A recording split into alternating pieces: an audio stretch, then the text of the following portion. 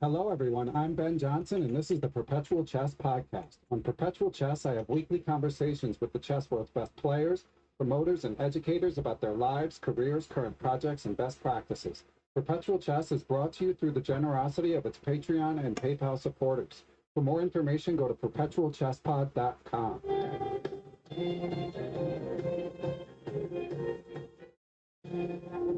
Hey everyone, welcome back to Perpetual Chess. We have another outstanding author and chess player joining us this week. He has recently released his 40th chess book called Opening Repertoire 1D4 to C4. He's been teaching chess for about 4 decades, a prolific and widely read author. His book Chess for Hawks won the Best Instructional Book Award from the Chess Journalists of America. Kind of what's the word for Cyrus? You're the writer. What's the word for someone who's like constantly present in American chess? Emmy Award. Anyway,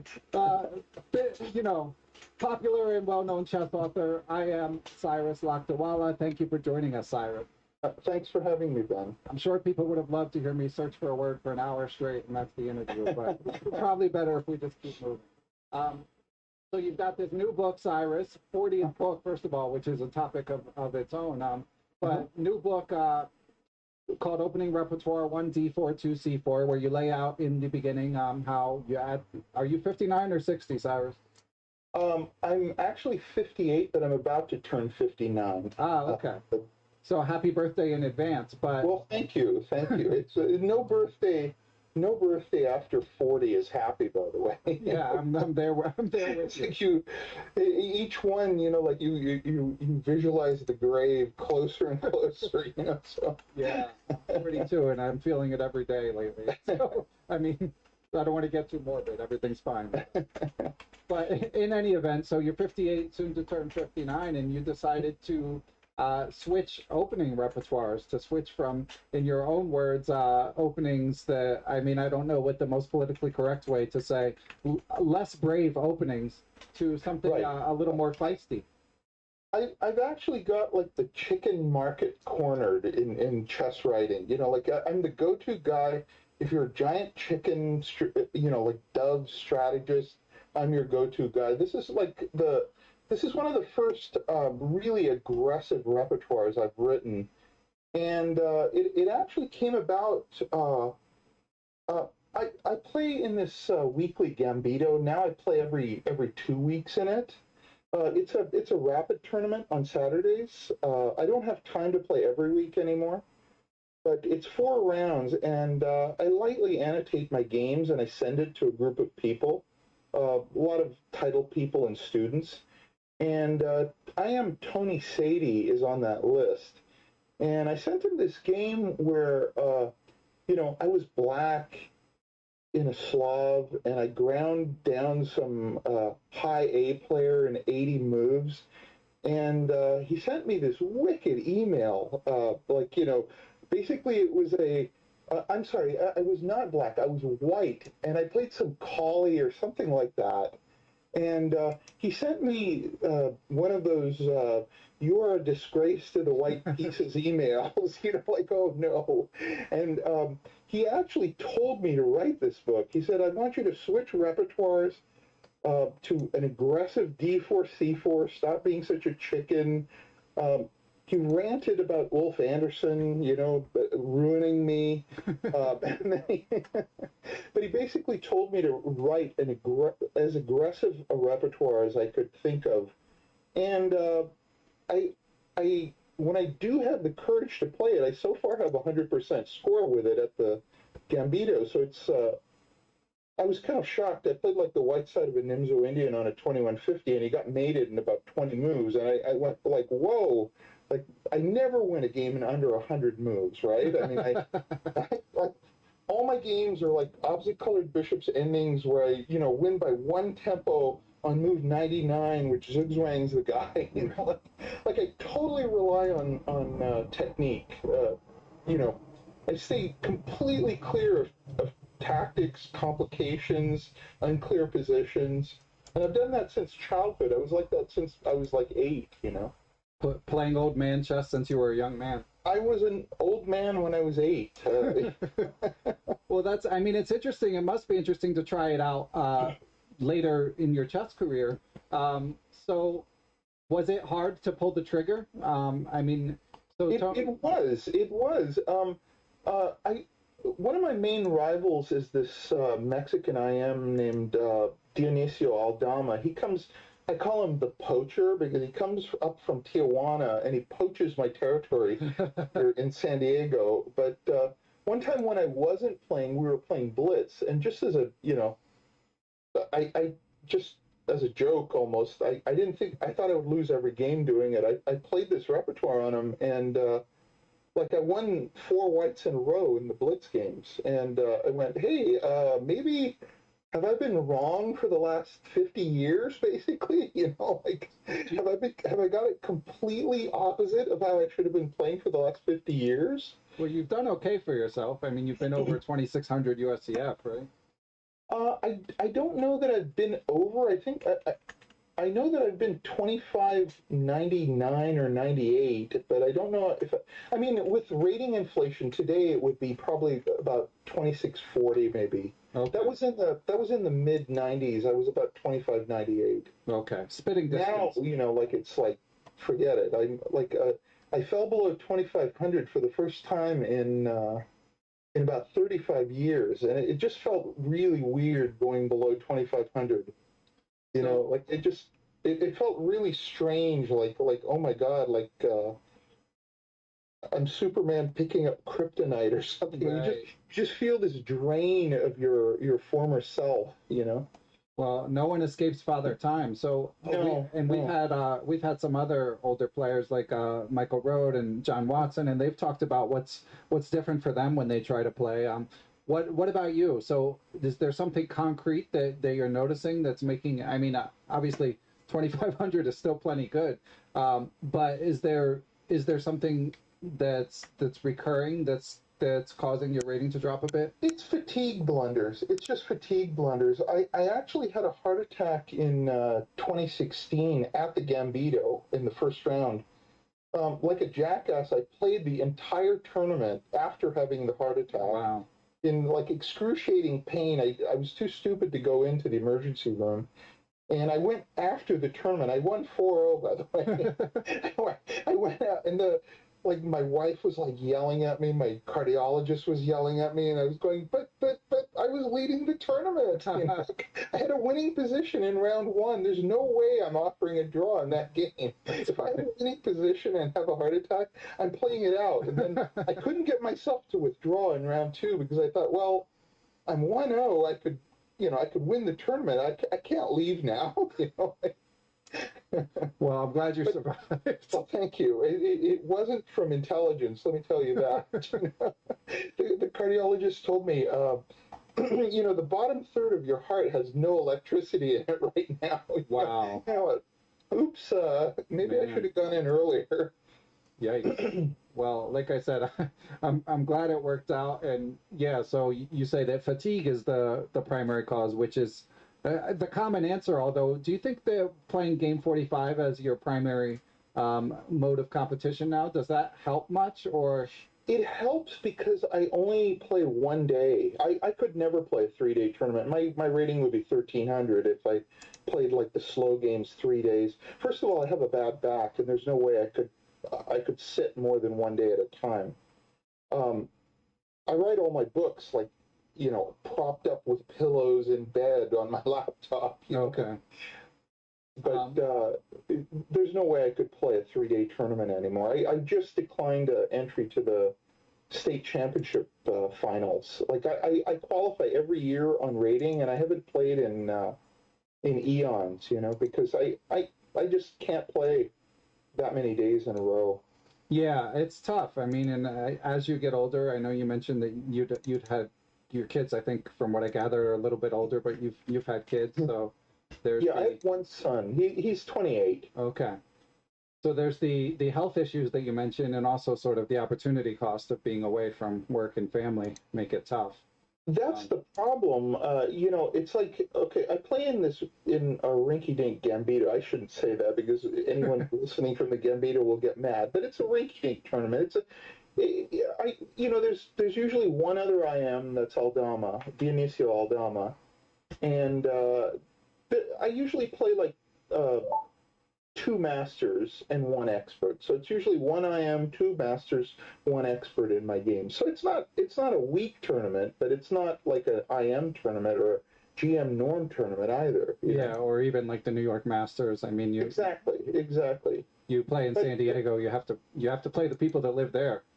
Yeah, we actually have we don't have that many title players. There's John Watson, there's me, and there's also Larry Evans, the IM Larry Evans, not the GM passed away Larry Evans. Right. But we have a huge number of gifted juniors in San Diego. Yeah. Was it Keaton Kirwa from there, or is he? Keaton Kira is yeah. I forgot. I completely forgot about Keaton. He's like my co-author of one of my books. Oops, sorry, Keaton, if you're listening. It's like Russia, if you're listening. Right. Sorry, Keaton, if you're listening. So yeah, Keaton is he's kind of the king, because he's a young guy. I think he's like 31, so he's the king of San Diego. I even though our ratings are the same, I consider him the king. Yeah, that makes sense. And so you've probably played, despite having worked with him at times, you've probably played him a bunch. And he doesn't play in the Gambitos because he wants to. He has two GM norms. He wants to make GM. He only plays in like major tournaments. Okay. But he loses money every time he plays in a Gambito, as do I. I charge $60 an hour. If I play in the Gambito, I could do 6 hours of lessons. That's my heaviest day, Saturday, Sunday, right? So I lose $360. I lose just in that. Plus, I can't write that day. And what am I playing for? Like $125? Yeah. So it's like I'm playing just to not get worse. I play to not get rusty, and also I need to feed my books with my own games because that's sort of my trademark. Where if I write a book on a certain opening, I play that opening, no matter how imbecilic I do it. I still play it to show people that you can learn an opening and play it. Yeah, and I think it's a good way to approach it. I mean, a lot of authors have sort of a more academic approach to writing a book, where they just look at the elite level games. I've never liked that style. Of course, like that's how almost all chess books are written, but I kind of decided on my very first book, I didn't think I would ever write a second book, right? When you're offered a book deal, you think this is it. Right. And so I thought, chess books are essentially boring. For me, from my perspective, they're pretty boring. And I think that they need to be a simulation of either a lesson or an analysis session with a higher rated friend. Sorry, that's my phone going off over in the other room. No worries. But they need to be fun. It has to be like a chat with a friend where there should be humor. There should be scoldings if necessary. There should be encouragement. But it should be like a conversation, not like a professor lecturing at the podium and you taking notes. I think that's an ineffective way of learning. Also, I think they should be very interactive. I always put in lots of questions, puzzles, planning exercise. What would you do here? Critical decision, moment of contemplation. What would you do here? You're busted. There is no good move. What is your least worst move? Something like that. But you must interact with the reader. I don't like distance between myself and the reader. Yeah. And of course, this causes problems because I use a lot of humor in my books. So it's like I consider myself like simultaneously the most loved and hated chess writer.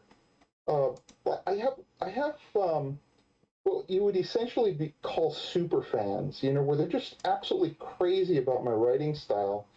And then I have these super non-fans, who, when I post on Facebook, here's my next book, vomit emoji, That's harsh, man. poop emoji, that kind of guy. Like, and I factor that in. I factor in that about 20% of the chess readers don't like my style, and they really, really don't like my style when they don't. Okay, like my books like actually annoy them or irritate them, but when they like my style, they're just gaga about it. Like I get I get emails every day about like how wonderful the writing is, but uh, those are the friends. I'm sure I would get emails every day about how crappy my writing is if I friended the vomit emoji guys. Right. Well, I mean, you can't please everyone, right? I mean, it seems like you found an audience. That's how I see it. Nobody's forcing you to buy my book. If Right. you don't like my style, don't buy it. I have not only just reader critics. I have like the USCF critic hates my style, but he does factor it in. He says I don't like his style, but he looks at other aspects of the book. But I can't help it. If you don't like my style, sorry. Yeah. Well, I have to cop to being friendly with John Hartman, who you're referring to. Oh, okay. And he's been on the show, but I mean, and I to be honest, I hadn't read your books until we were leading up for this interview, and I read D4 and C4 and looked through Chess for Hawks. I didn't read the whole thing, but I get that. I see that it's a unique style, and I totally see what you're saying. I can see how it would be polarizing because it's very personal, Right. and the sort of jokes and self-flagellation comes fast and furious. So Right. like that's going to really resonate with some people and not with others.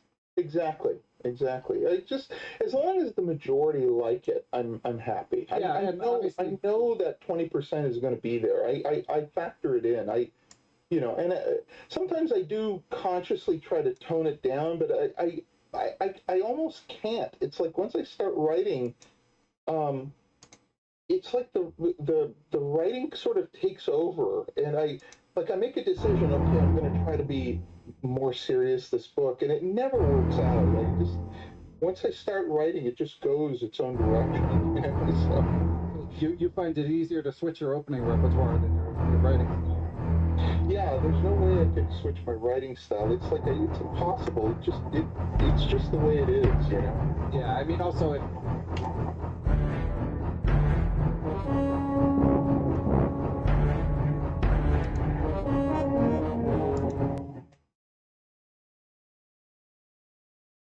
Good morning, grasshoppers. All right, if that's what I have to do every morning, then that's what I have to do. How is everyone this morning? It took a little longer than expected, but we got it. Crazy that it had to take that long. Ye gods.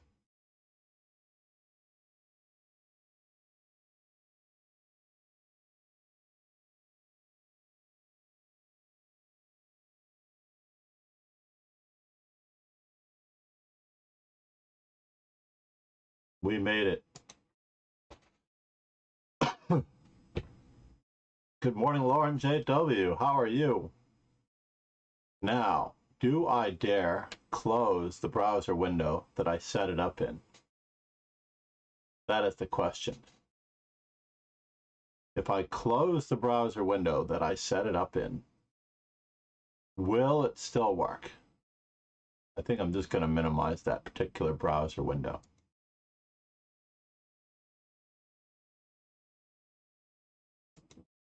All right. Meanwhile, let's get back to our tournament. Hopefully I haven't missed more than one round. One game still going. Oh my gosh, I missed 2 games. That's insane. Slow down, you guys. Hans Tikkanen, by the way, is probably most famous for his work and help with the woodpecker method. Hold the phone here. I am happy when Lauren is happy. I just need to catch up a little bit on what I have missed, because obviously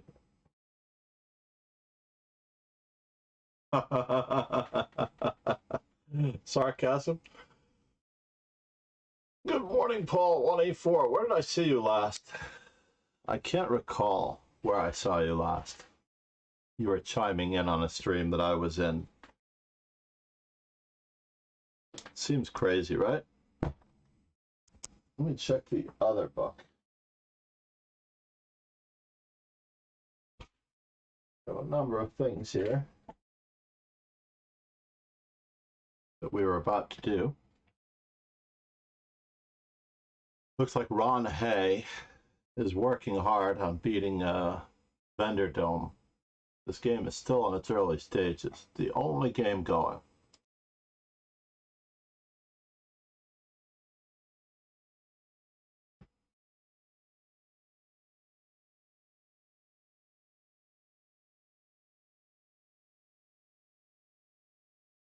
Your danger alert wasn't on. Ah, yeah, that's definitely probably the case. She has such a lovely voice. I cannot help but stop in on her stream when I get a chance.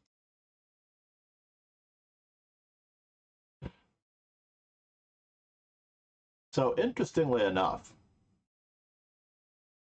you can expedite your knowledge of a lot of these traps and early failures with books that are not unlike this one.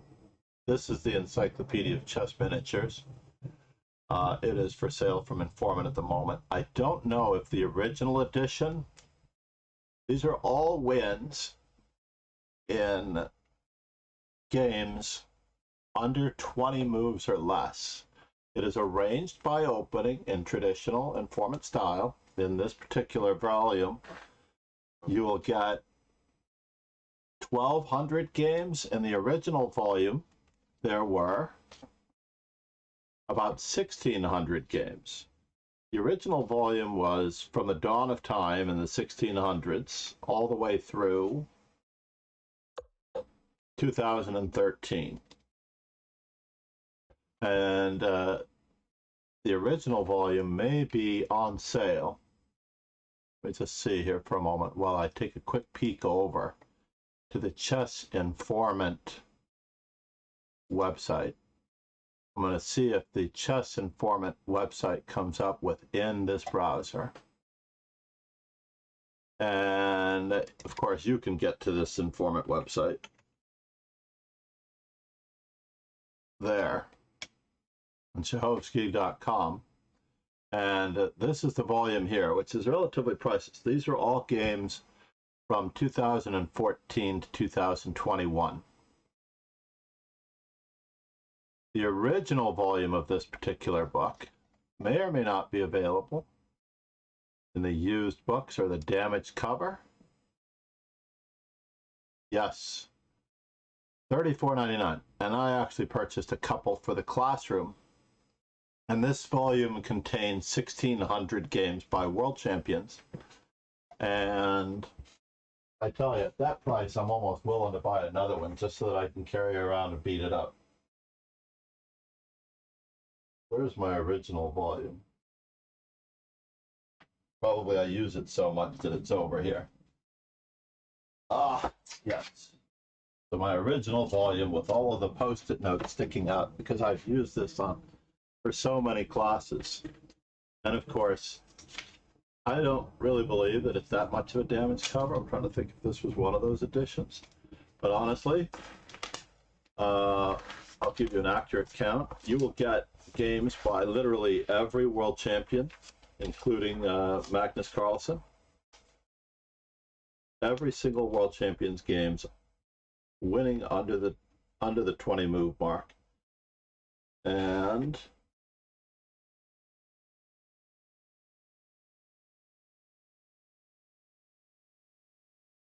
Hold on, where is he? Carlson.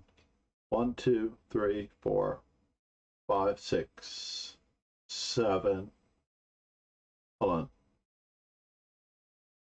6 games. 7 games, including the Dolmatov miniature, game 35, which some of you may already know runs knight f3, f5, d3, d6, e4, e5. So Carlson Dolmatov actually did this one the correct way. You can also get a small encyclopedia of openings, chess openings on sale. And of course, the ECOB bundle is, I don't know that it's really cheaper here than it is. Let's just take a quick peek in real time. Encyclopedias. So $74 for both of them. And if you get the Encyclopedia B under, oh, those are used books. Here, it would be $70. So you save $5 if you buy, oh, I take that back. Is that right? Yeah, $70 if you buy them both separately. And they deliver by, I'm actually probably going to request the Encyclopedia of Chess Problems from them, because I believe that you should have a good working knowledge of the Encyclopedia of Chess Knowledge.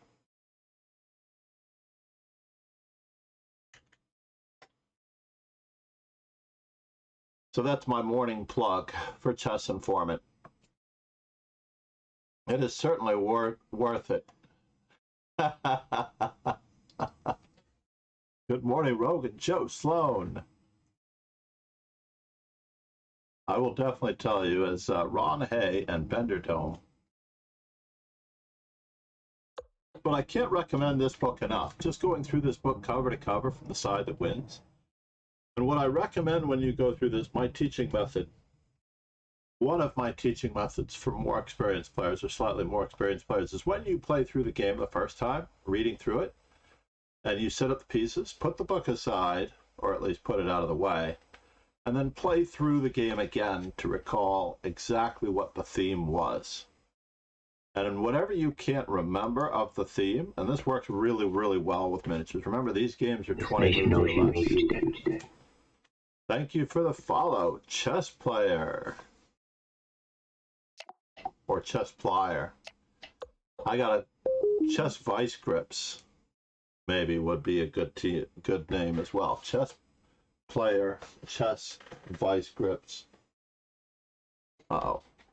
I think in my effort to clean and clear my desk area,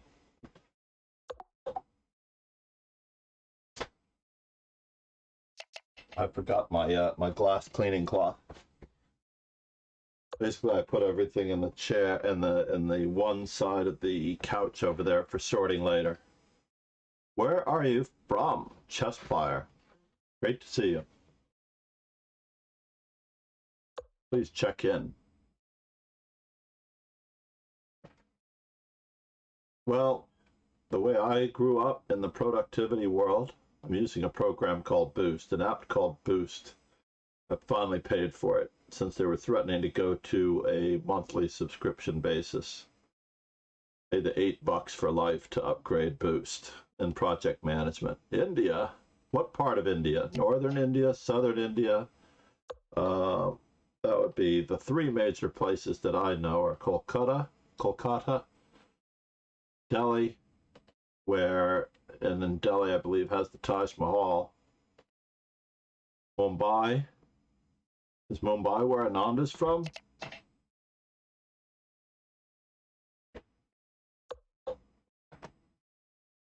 Hey, I can see clearly now.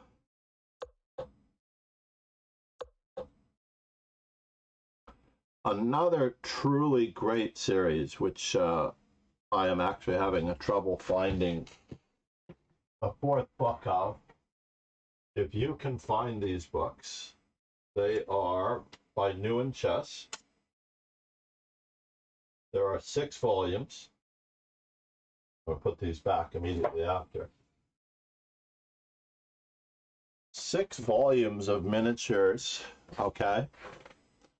And these 6 volumes of miniatures, basically you will learn all the traps and zaps by going through miniature games. And then you get to see beginning and middle game, and you clobber your opponents more effectively in playing the openings. The 6th volume is on gambits and flank openings. Tactics in the chess openings. 5 is on Indian defenses, such as the Catalan, Benoni, King's Indian, Nimzo Indian. The volume that I can no longer find is volume 4. The Queen's Gambits, Trompovsky and Torrey tactics. The French defense and other half-open games such as Alekhines, Caro-Kann is in volume 3. And these books are quite thick. They're about less than a couple hundred, or approximately less than 250. I would say 200 to 250. I've actually digitized these. And I will probably be doing these at some time in the near future in studies. But can you imagine how many studies if you're limited to 64 studies? The open games are volume 2. So you can imagine these are going by popularity. Now the open games include openings other than, actually it does include the Ruy Lopez. And then of course volume 1 is wholly dedicated not to the semi-open games of volume 3, but volume 1 is the Sicilian defense. And you can see that I've got post-it notes sticking out of many of these, as I have used these constantly in camps and in lessons. I hope that no one is upset with me over the treatment of the books, since I am a working chess professional, and as a working chess professional, another great series, I'm not going to take them all out, but they are slightly less quality, is by Karsten Hansen. Karsten Hansen has written, I'm just going to grab one right out of the middle, if I can. Here we go, I'll grab one right out of the middle. Roughly 9-volume series that is available on Amazon called Winning in 15 Moves or Less. The Karsten Hansen series, every game is annotated, and this particular volume happens to be volume 5, which is Anti-Sicilians. You can look on Amazon.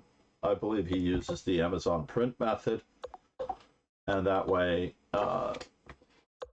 you know, he designed the cover on Amazon. You can tell that it's somewhat, but Karsten Hansen is an established and reputable author, and he and I met becoming FIDE trainers in our own FIDE trainer seminar. We sat next to each other, did lunch and drinks and all of that throughout the week. So volume 6 is the open Sicilians, and volume 7 is the minor and open games. I think for an autograph from Karsten Hansen, I would probably go through those. Delhi. Oh, all right, everyone. We're going to Delhi. Make room, chess player. Arav Aurora. Arav Aurora. I had to break that into 2 different names. Arav, meaning, I hope that's not his first name. I've had 2 students named Arav. The most recent student unfortunately gave up chess in 5th grade. He was a remarkably talented young man. So talented, except that the losses and the lack of results were very disappointing for him, and I don't blame him. It's very tricky. It is very tricky if you expect results. Honestly. Here, I think I thought there would be a potential mating situation arising for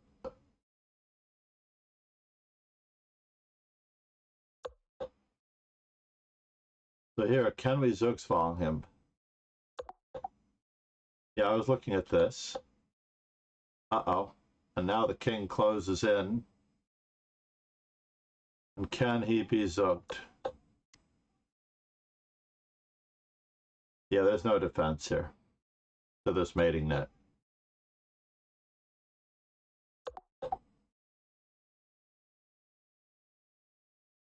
That's exactly where I would go with it. You're in 7th grade. Out of your way, Rob. Well, the best of luck to you. Everyone here in this dojo, Arav, practices and trains every single day. Okay, maybe we miss a day every now and then. Even I miss a day. Usually Wednesday mornings, I accidentally sleep in. I have accidentally slept in on a Friday morning, depending on when and or where. I might be playing billiards the night before. Not 3-cushion billiards. All right, I'm going to go with my traditional method here. I need to change the opacity on my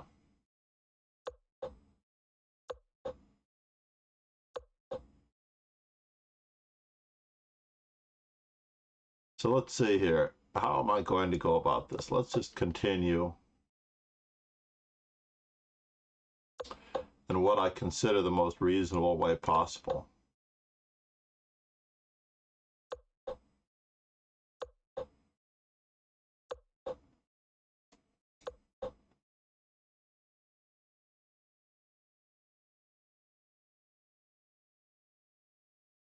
I've played this game quite a number of times against JL and Amrata. Nullifying his bishop on the long diagonal and keeping the pressure.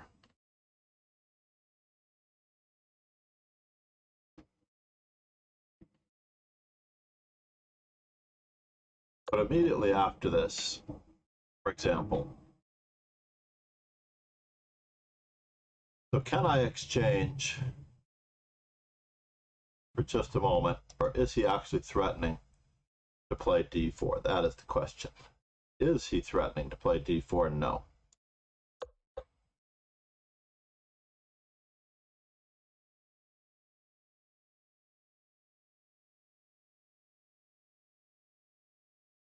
I'm ready for the other one. Yes, this is the other common means of attacking the center, which we are going to hit him in both. This was one of the earliest techniques of dealing with the closed Sicilian that I ever actually remember learning.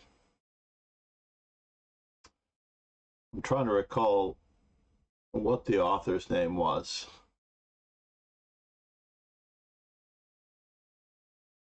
But I believe in one of the closed Sicilians, it was in that moment I already had a pawn on d6, to be honest, and we captured toward the center. Here we can capture toward the center mainly because our pawns are firmly protected in a chain, and I'm going to step over and begin attacking in just a moment.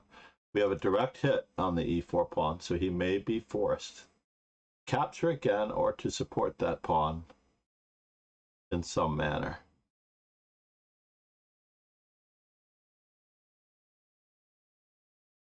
Meanwhile, he's going to lose time trying to develop his bishop on this side because I have pressure on the b2 pawn. I have reward requests set up for challenges.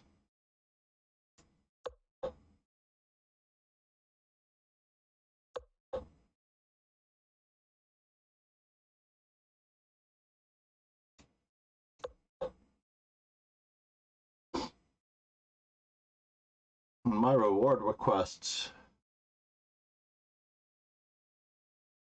involve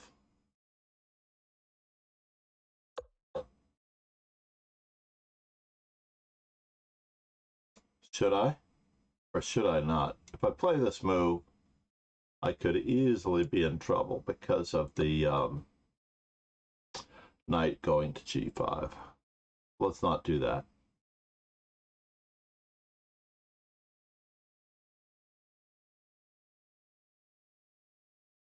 You can see that he has a little bit of an issue trying to move his bishop off of g2. He has another issue. I have a bit of an issue, unfortunately, also getting my knight off of b8. Oh, stretch. Wise guy. My version of stretching involves returning books. Returning books to the bookshelf. I don't mind stretching in the middle of a game. It is time. Spassky, Exchange Sacrifice, Magnus Carlsen, Imagination in Chess, Soviet Chess Strategy, Kramnik Move by Move, and Informant 146. Let's put these back. I'm going to place 146 right down here where it can be seen or not seen, depending on how you look at it.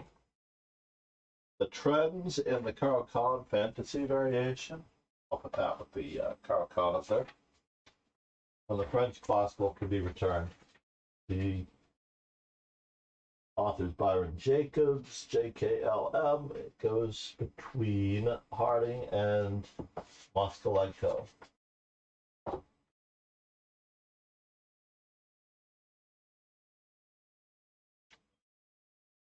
All right, we're back. Thank you for the stretch. Easy on the sarcasm. Very, very easy on the sarcasm.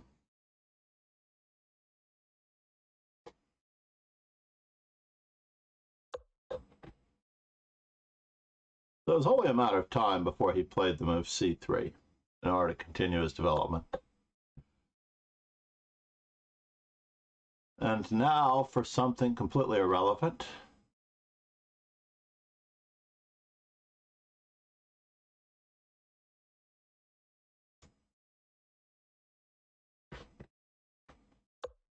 We're going to continue to line up.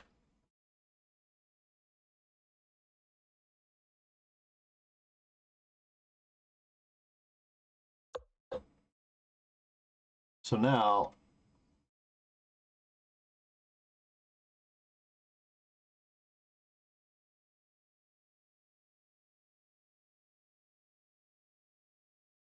knight takes e5.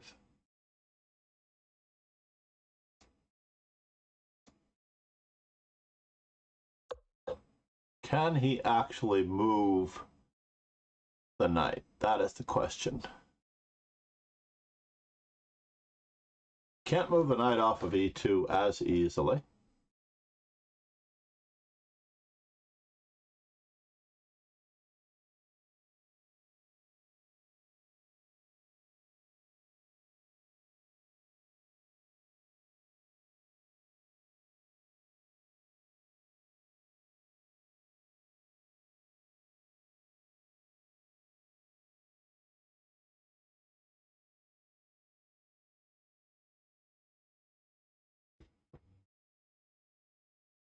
No, humor is good. Humor is good.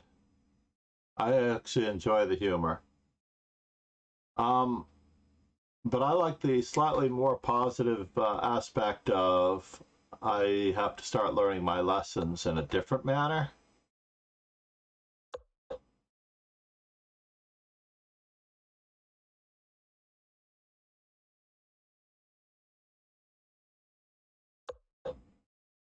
All right, so now my opponent has indeed allowed the first exchange.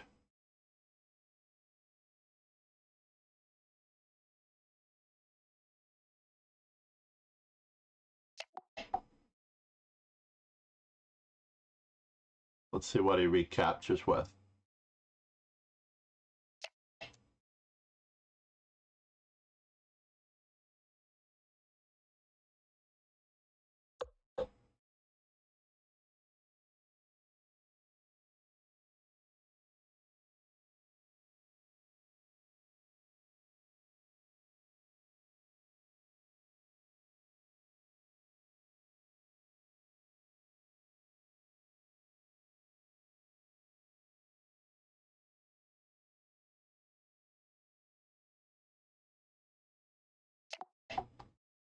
Do we wish to exchange even more?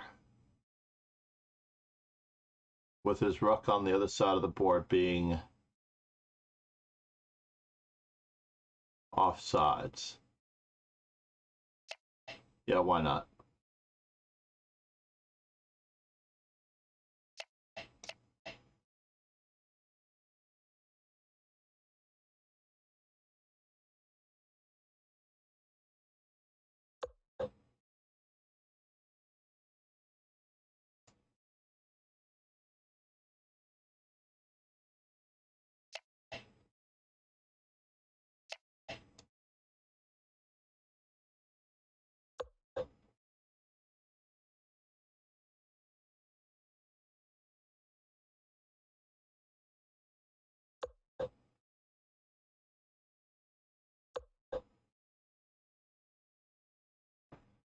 How are we going to get to him?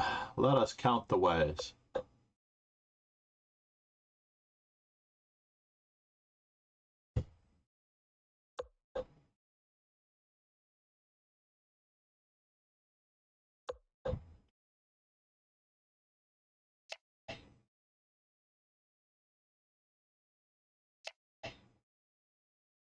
So now, moment of truth time.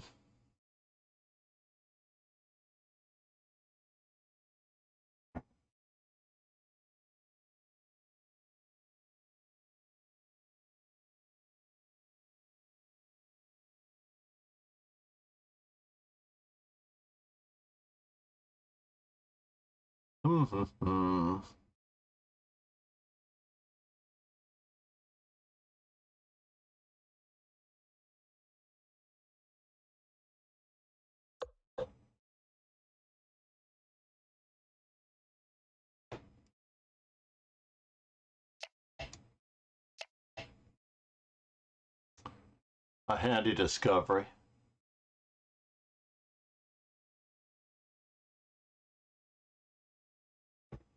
A handy discovery using the powers of the pieces.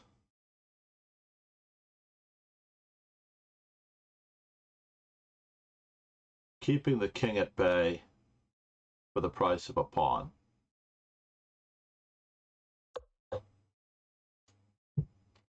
Really? Is it worth a pawn?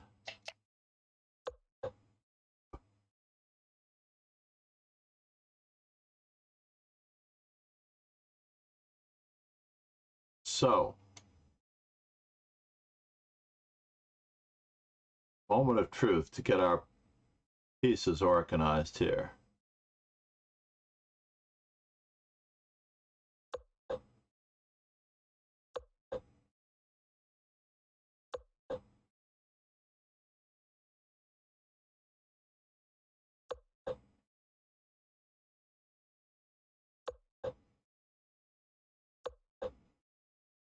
And now for something completely irrelevant.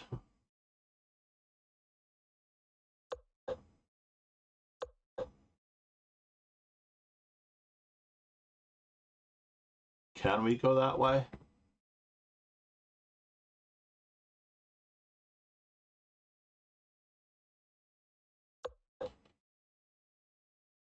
We'll find out in just one moment.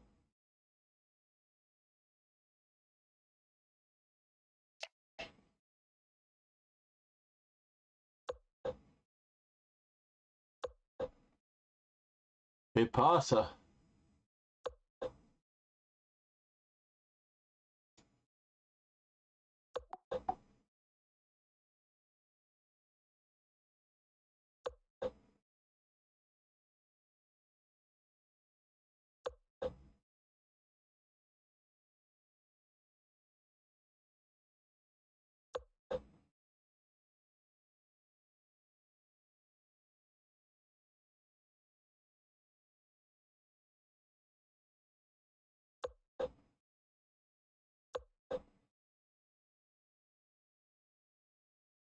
Where are you headed from there? Where are you going? Well, he missed his chance at e6. Or did he? Did he miss his chance at e6? That's a good question.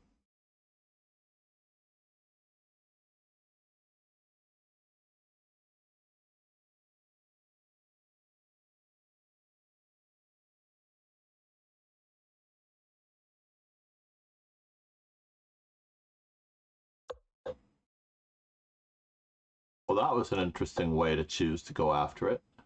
I thought knight f4, knight h3, king f4 holds.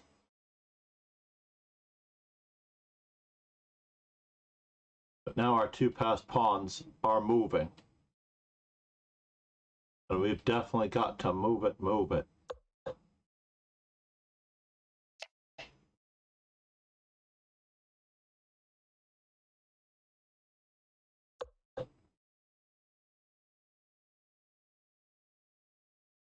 Is the knight trapped?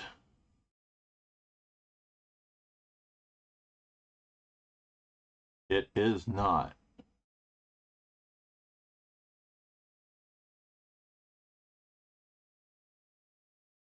I'm going to hang on to this pawn, just in case.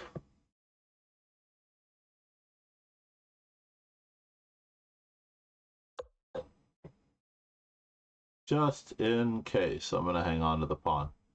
So now how do I make progress?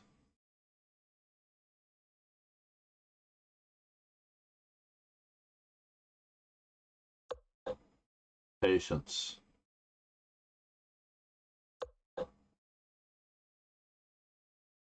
Patience. All right. Counterplay has started to occur.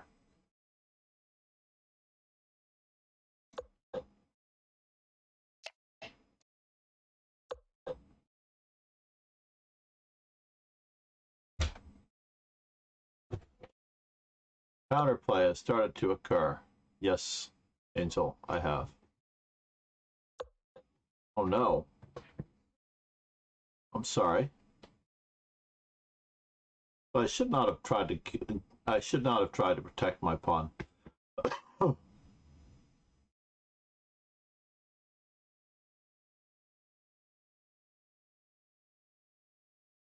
I really should not have tried to protect my pawn. I have a draw at best now.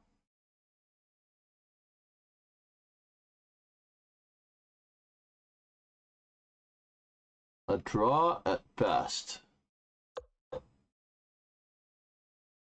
Let's see if he allows me the possibility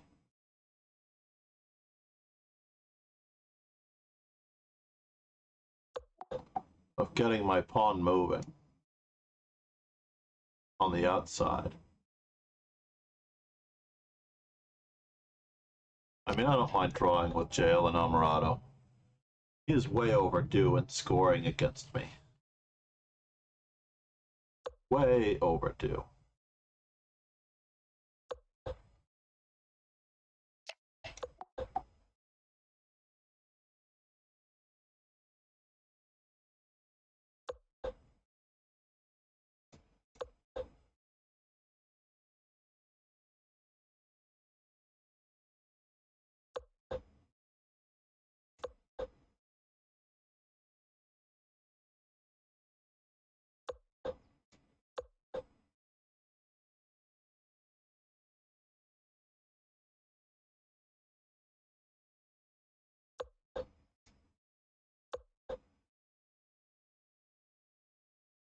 But I guess not. There's a ghost on the board. That is there's the Chinese mountains of some province. I'm trying to recall. It reminds me a lot of Kung Fu Panda. If you've not seen Kung Fu Panda, he has to climb these stairs to view the inauguration or the initiation or the establishment of the great warrior. Hey, it told me I was in the middle of a game. So I do need a slightly better background if I'm going to do this. That much is true. What do I want to play against him? What am I going to be playing? Old man chess? No, I think not. That's what's going to talk me out of this. As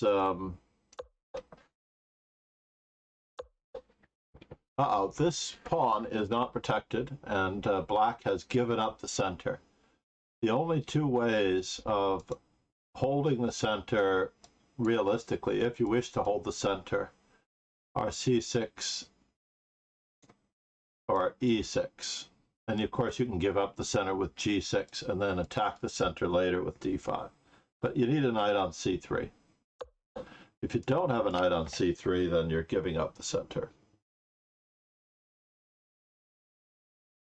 I repeat, if white doesn't have a knight on c3, then black is giving up the center.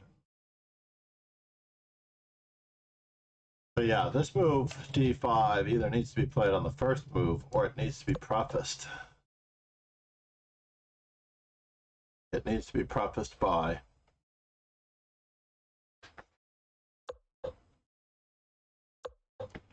the possibility of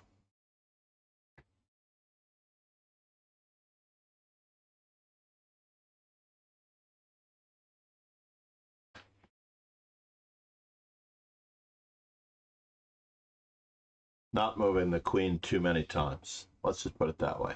Not moving the queen too many times.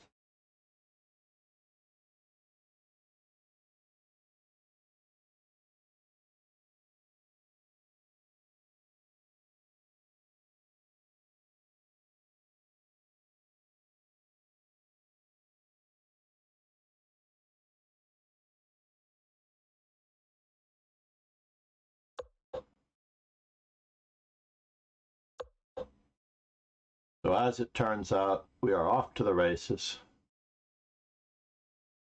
I do not mind sacrificing yet another pawn for development. Do not move the same piece twice. Do not pass go. Do not collect any amount of money. First things first, we have to keep developing. Just keep developing, developing, developing.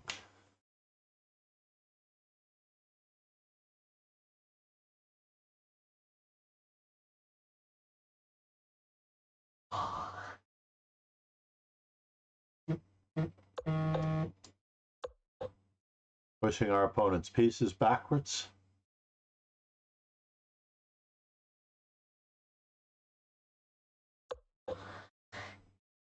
Oh, this wise guy.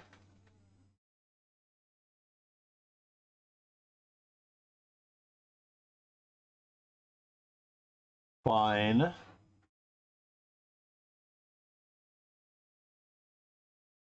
I had not thought about that move. It's a wee bit of a blunder, of a wonder and a blunder.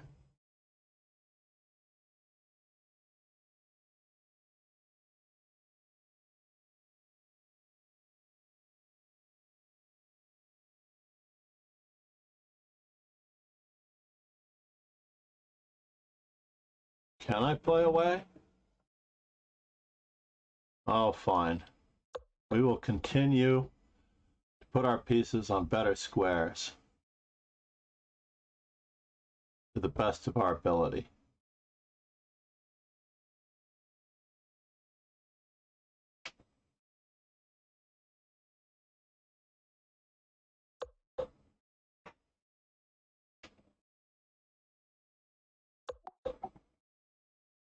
Is he getting his stuff out faster? That is the question.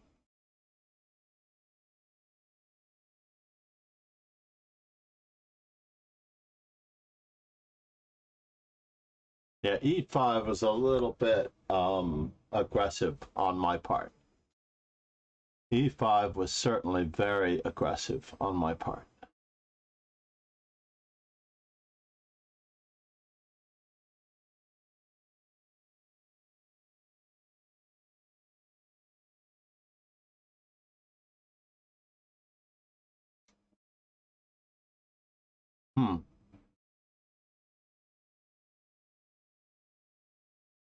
Can I?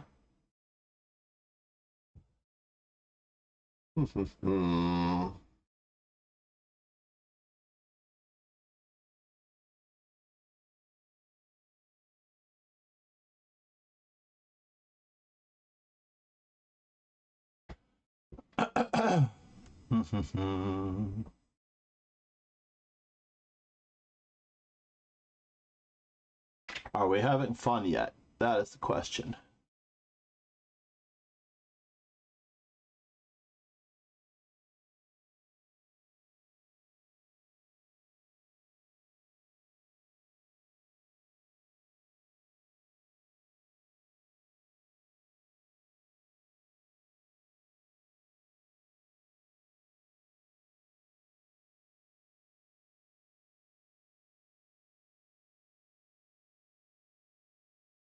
I can't actually determine if I'm having fun yet.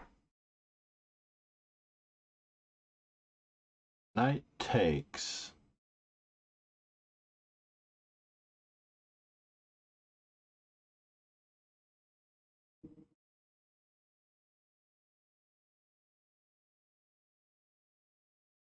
I really can't determine if I'm having fun yet. Very annoying that he has this move. Certainly is threatening me. Fine. We will allow a certain amount of tactics.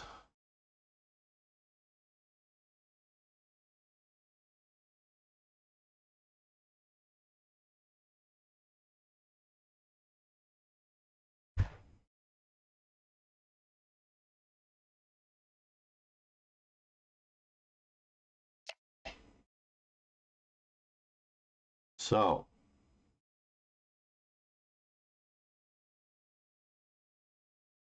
bishop a5, queen takes.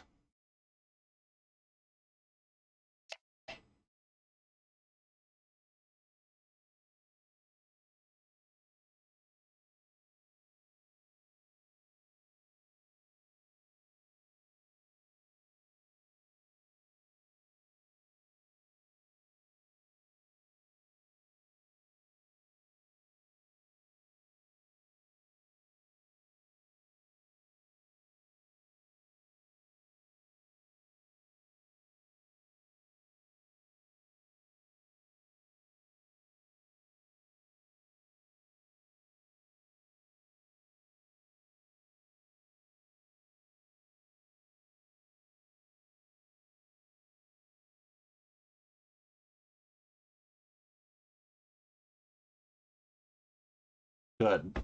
All right. There is some calculation required. Omura is a very earnest player.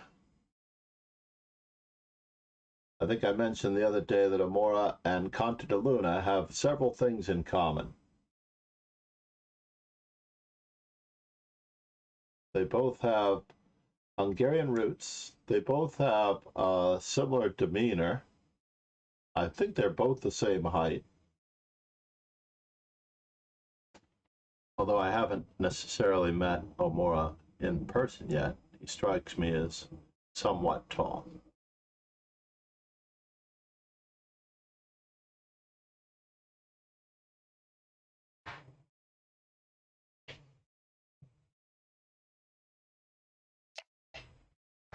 All right, moment of truth.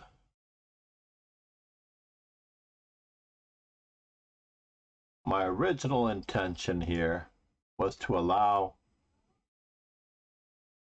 further exchanges, but I don't really like it because I see that there's a problem on B2. Is that a problem, though?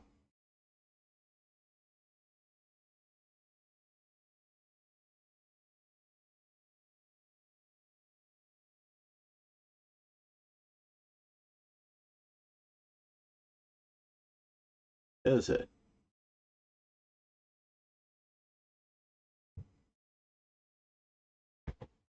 It's true. It does seem like things are not going as easily as planned.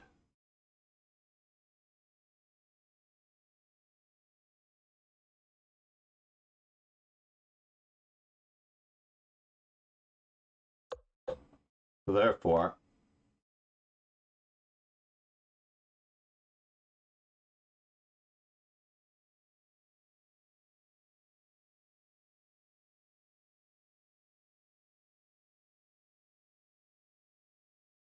I'm going to resume my regularly This nation knows scheduled you made programming. mistakes today. I think you strike me as approximately 5'7".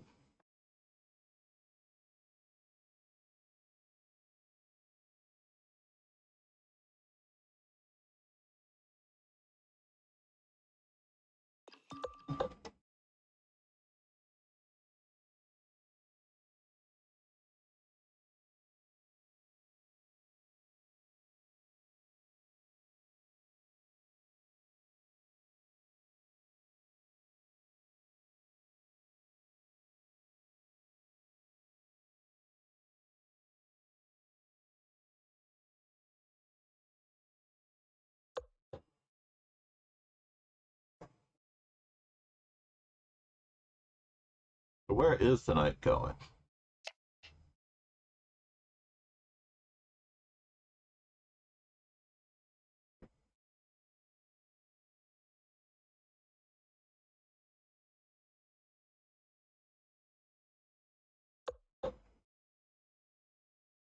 And now for something completely irrelevant. Let's just tag a weakness. Just keep tagging, tagging, tagging. Just keep tagging weaknesses. And now that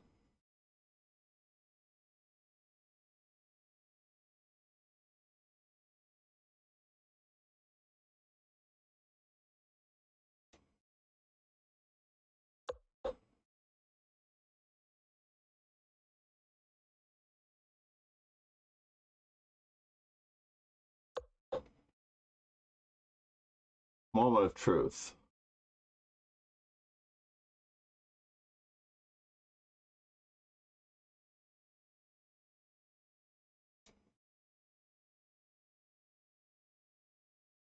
That's a bummer. I don't really want to exchange, but I have to.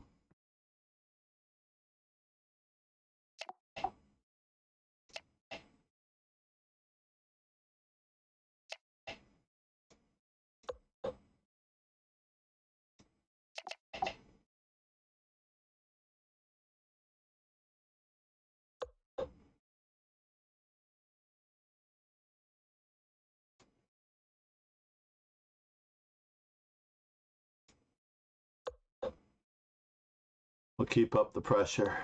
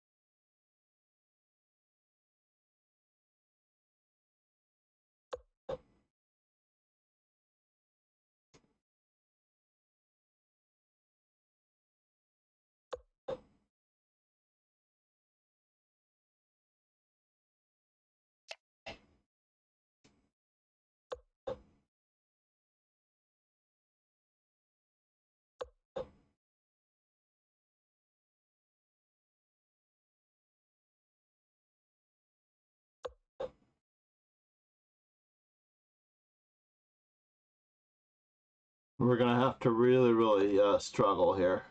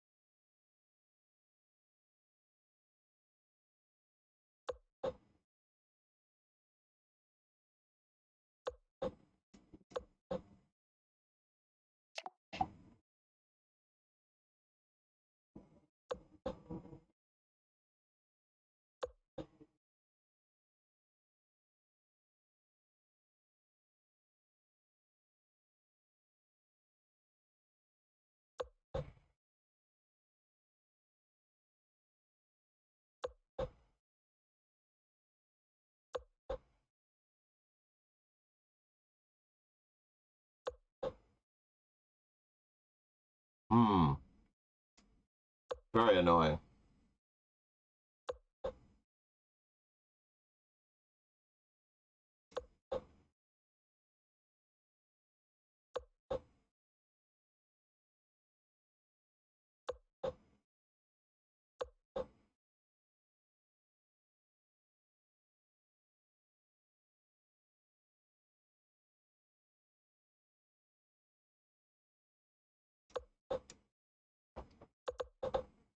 Oops.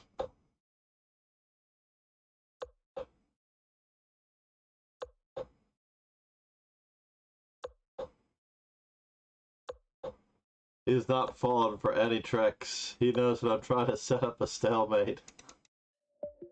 I can't take it. Oh, I'm holding everybody up. Oh, there was a game going longer than me. Good work, Omoro. It's the same sensitivity that I have to Contra de Luna. The other thing I have in common, I always have difficult games against him. How badly did I play that game? That was crazy. I gambited everything. At what point was I in trouble? Was gambiting the d4 pawn too much with e4? How simple was it to play knight f3? That was probably my last straw, right? Let's take a quick peek. So knight c3, queen a5, bishop d2 is played 90% of the time. Knight f3 is perfectly reasonable as well, because there's absolutely nothing going on here.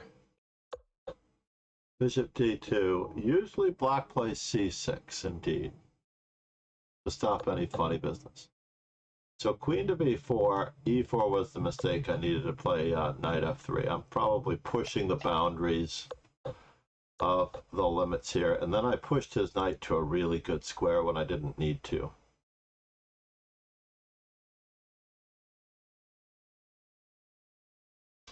So I'm willing to wager that I should be playing bishop c4 in this position,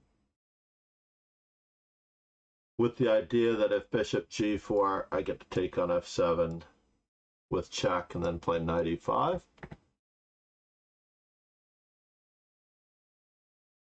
Or perhaps in this position I should just play bishop e3 straight away. Queen takes b2.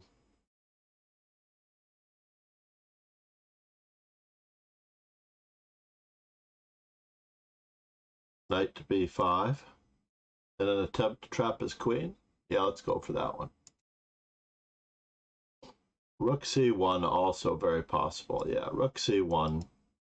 There's no reason to guard the pawn. Bishop e3, queen takes b2 is good for me. No, my original plan was to play this move. The problem is that my e4 pawn is still hanging. So I have to actually play bishop d2, queen takes e4 check.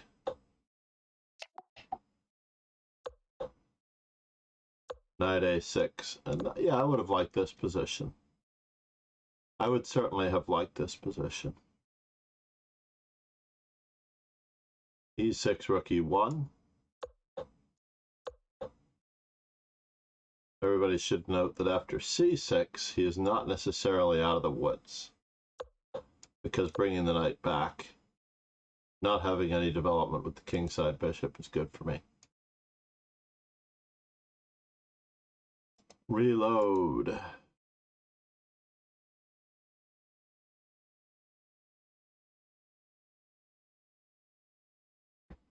Aryan Raimpur.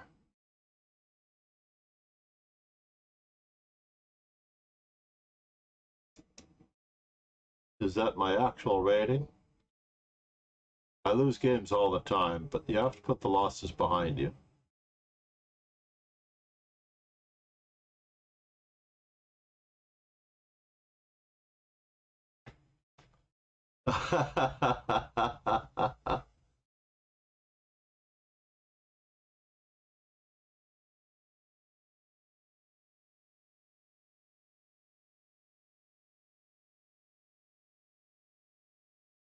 Yeah, I believe you're either 5'7" or almost.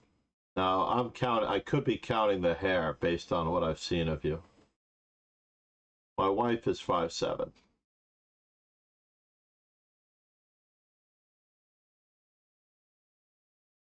Based on stature. Low-scoring tournament today, indeed.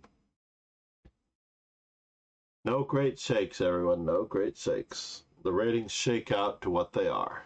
You can't even think about the rating. You really, really have to remove yourself completely from the rating. In fact, while you're doing many things, you can even go into Zen mode, where you don't see the ratings. That's important too. Just do not look at the ratings at all. Jail Enamorado. What is up with that? He is such a good player. What is up with that?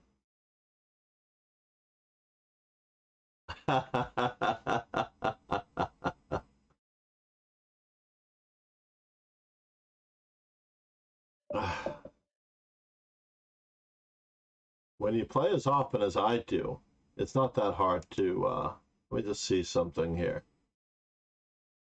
Hold on, I don't want to do it here. I just want to see in my profile.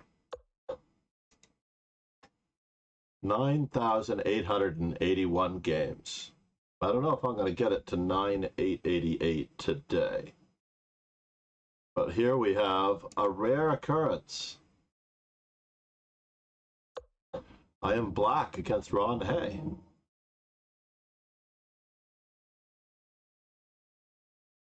This does not happen very often. I'm going with my old line. My old favorite line. Now I can go even further with the super drawish line, which involves some piece sacrifices. But I'm actually going to play into this variation.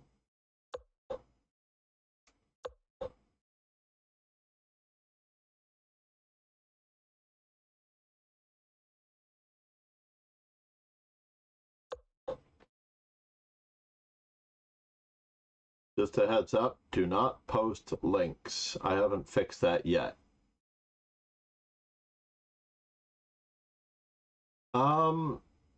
Honestly, I don't mean to belittle you.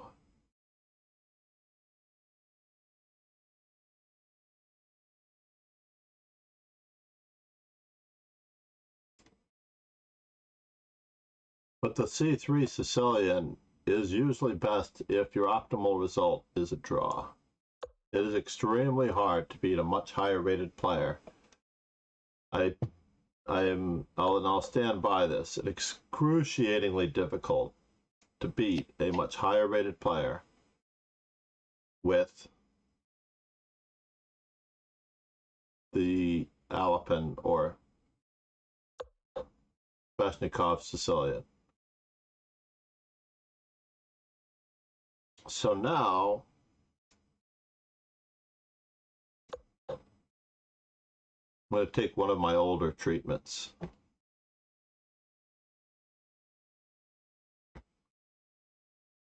One of my older treatments.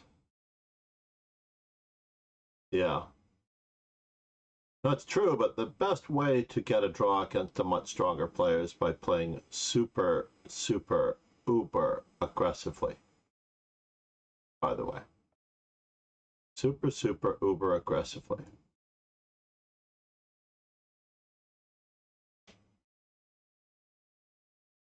So what do we have here? I believe what we have here is a failure to communicate. Basically,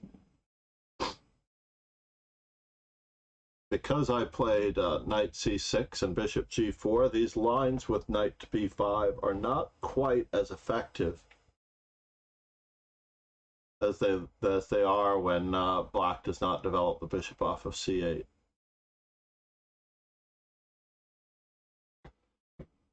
The best scenario is the Benjamin Gambit involving the main line here with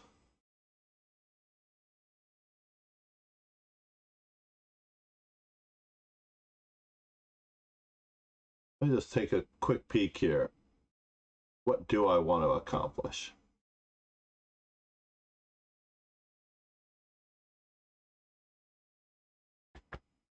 E5.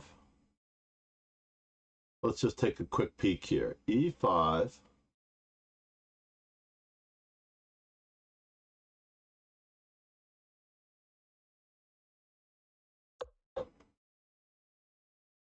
I'm very curious as to what the goal of this particular endeavor is.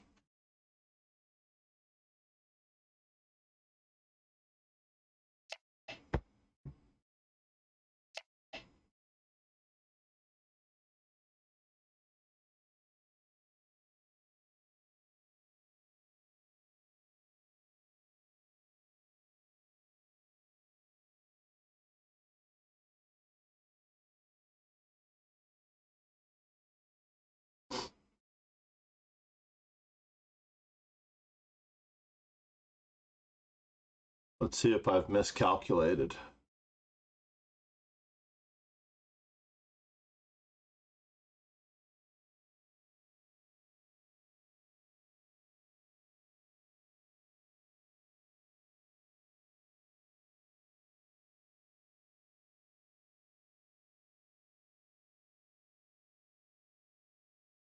Have I miscalculated? Let's find out. Let me count the ways.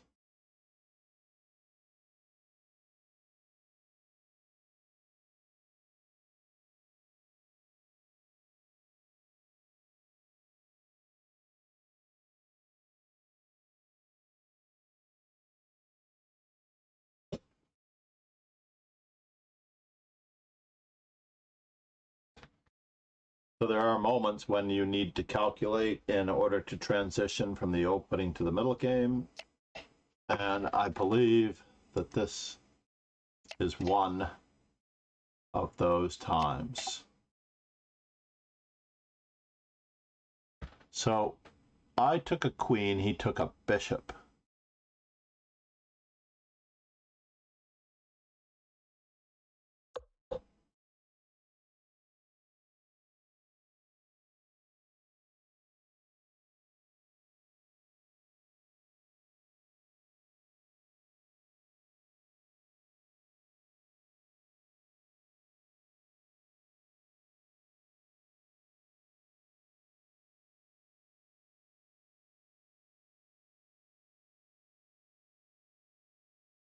Should I have taken the bishop? I believe I should have taken the bishop. Yeah, I should have taken the bishop.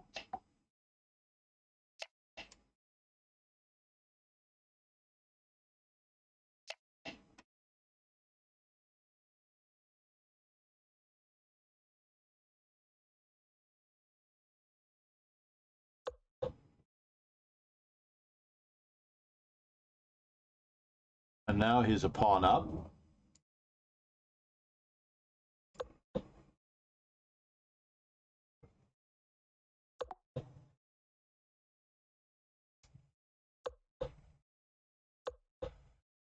But what kind of pawn is this?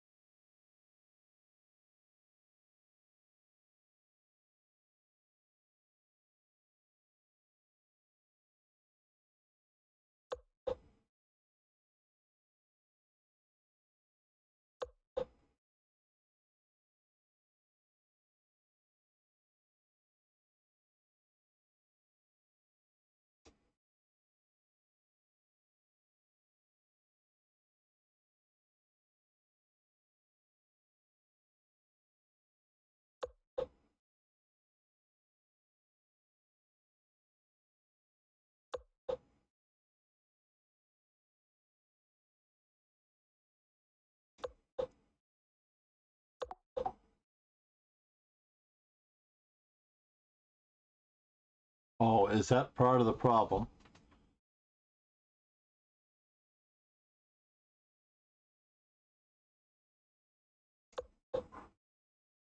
That could be part of the problem, yes.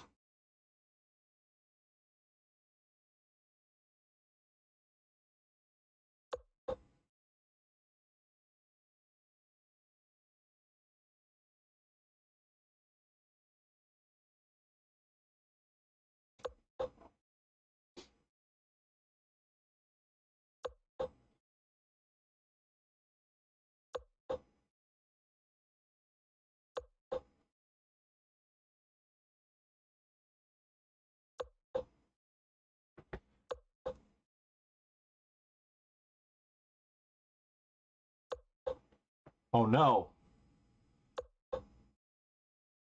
Oh no.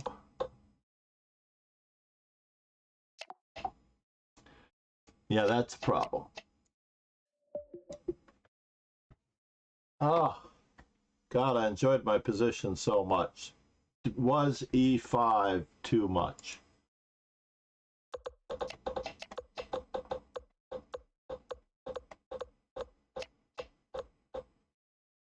So here we go. Now, for the first time in the history of this variation, I have allowed white to score.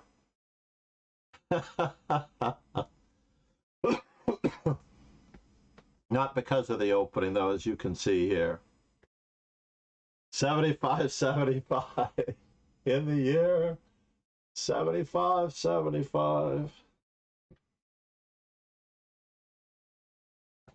Oh, I forgot. You got me in the simul, too. I forgot about that. You got those free points in the simul. Wise guy. Let me hover over this for a moment. 75-75. The battle continues. I didn't realize how much was at stake. I really did not realize how much was at stake in that particular setup. That's crazy. I am going to add the Encyclopedia of Chess Miniatures to the products catalog.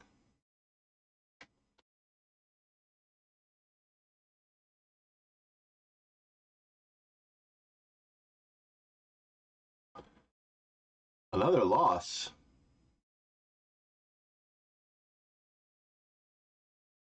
I'm going to take a quick look.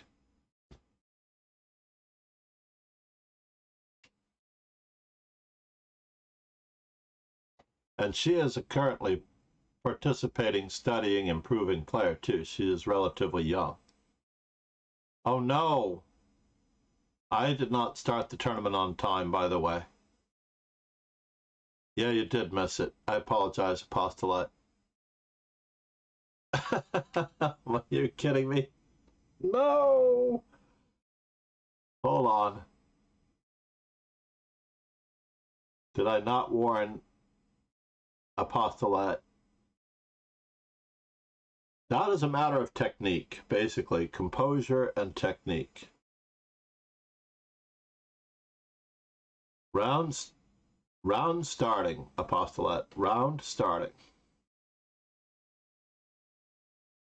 I missed it as well. I actually, Apostolate, did not get in until the third round as well. So you and I were in both in the same boat. I did not get back in time for the second round either. So you were asking the wrong person. You were asking the wrong person because I was late.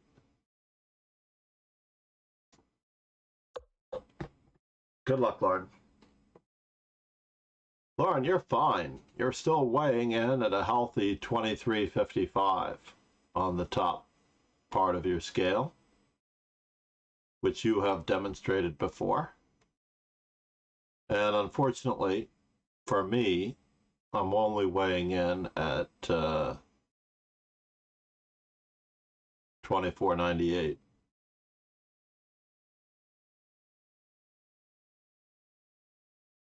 Round started.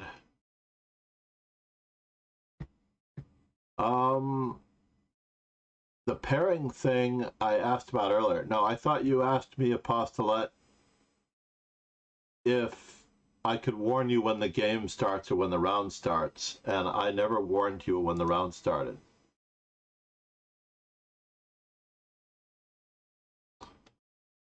Well, over or about 2200, the ratings are a plus and 300-point scale. You can play 300 points above your rating or 300 points below your rating. And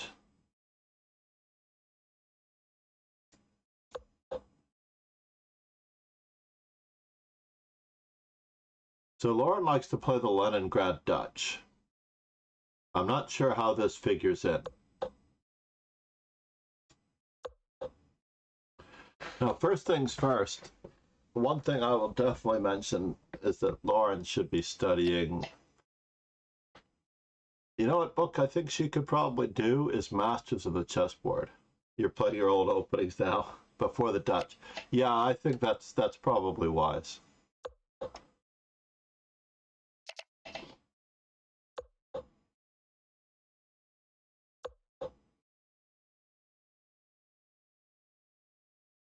Rook b1 or a3. a3 is a lesser known, better scoring move because the rook may actually be better placed on the c file than on the b file. Rook to b1 is partly aggressive to keep the bishop on b7 from being developed. But rook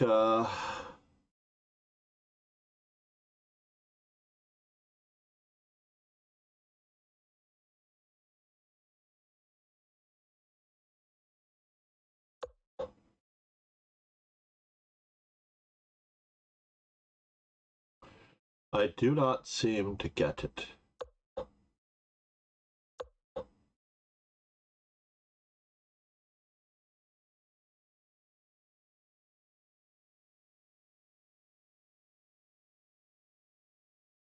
I will work on these form factors later as I get ahead in development. So it appears to me as though Lauren is playing far too many pawn moves.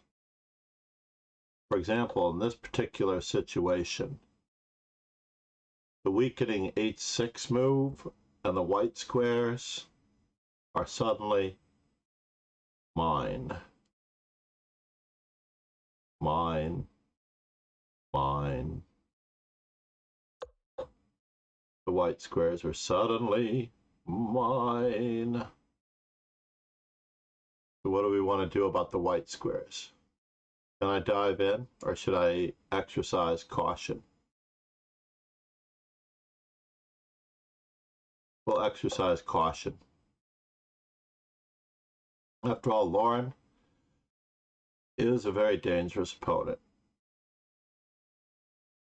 There's no doubt about it. So trying to get rid of the knight on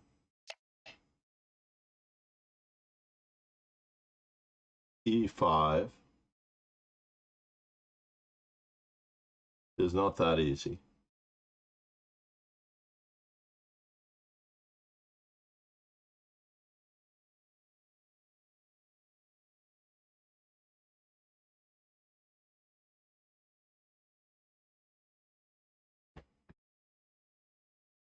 a3 prevents bishop to b4 check.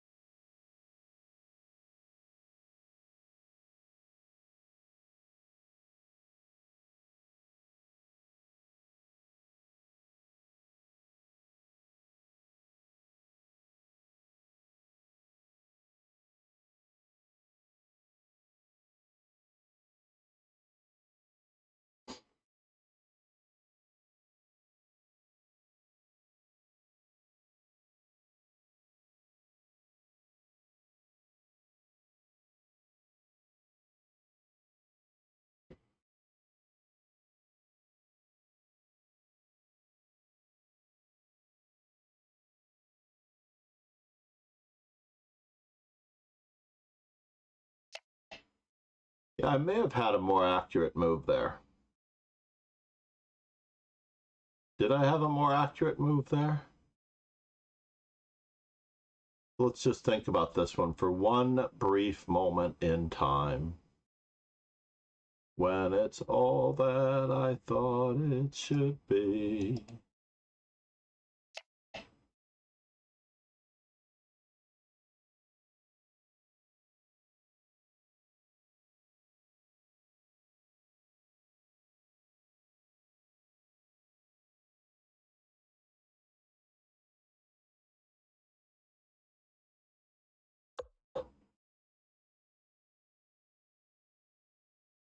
So rook f3.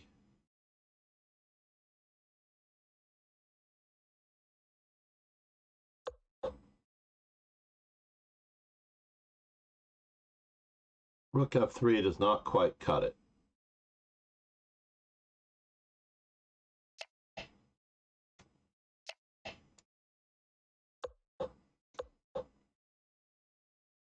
Lauren is after me, that much is true.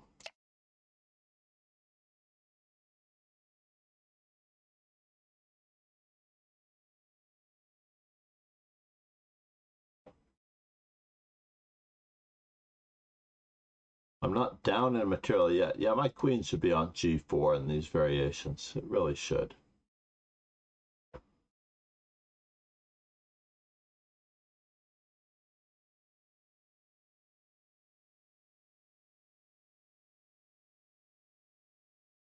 But let's see where we go from here.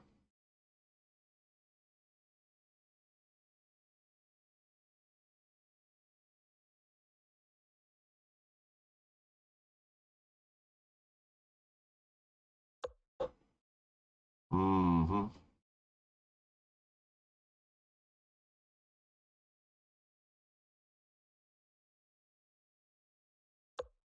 Let's tenderize differently.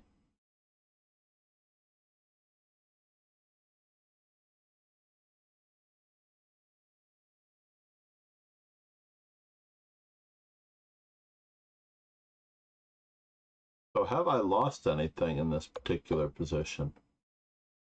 I guess I haven't.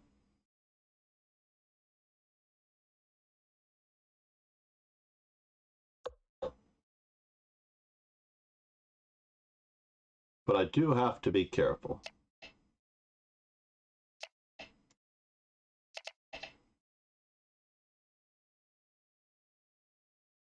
Very, very, very careful.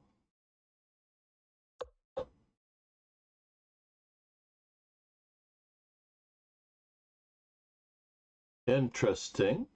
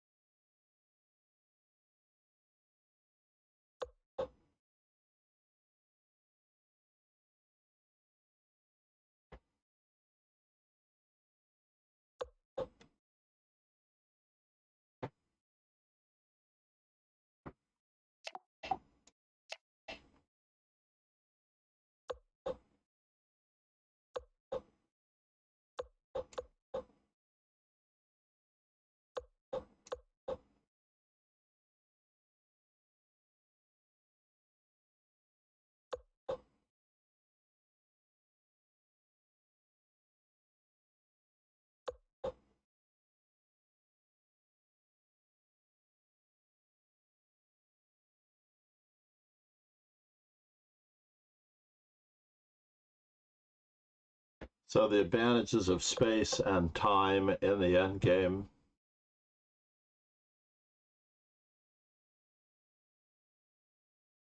Make this a very real threat.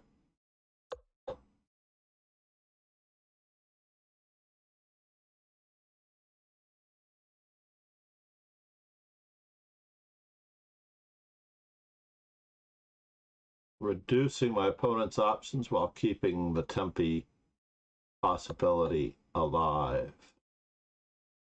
So now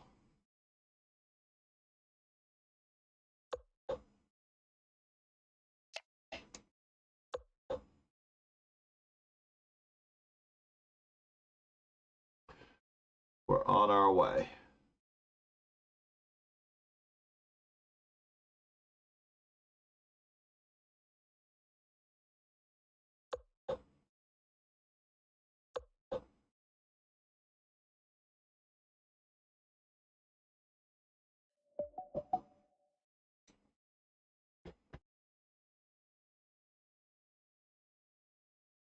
My apologies, Lauren.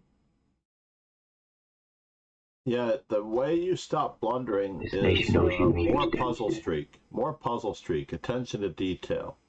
The thing I love about puzzle streak in general,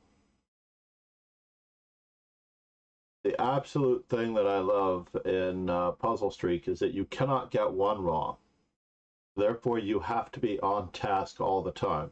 I was doing Puzzle Rush Survivor yesterday, and I was so careless because if you get one wrong,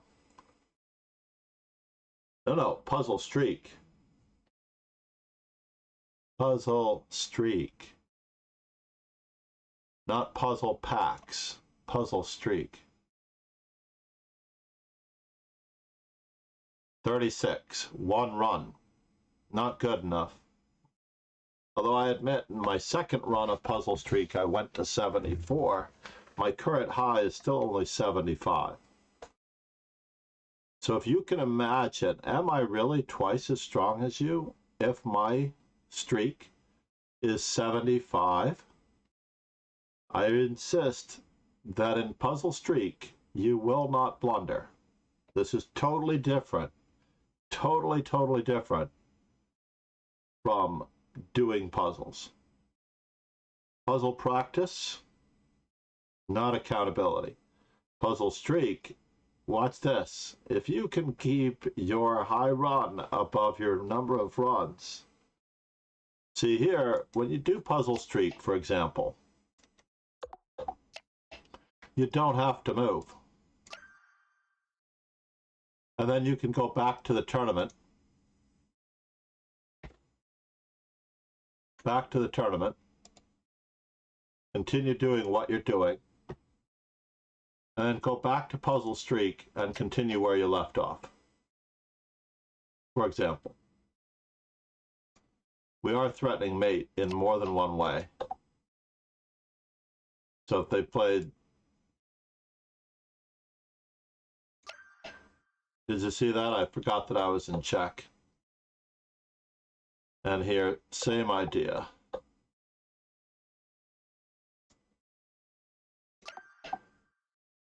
But now the first 35 are so easy, Lauren. The first 35 in Puzzle Streak are so easy.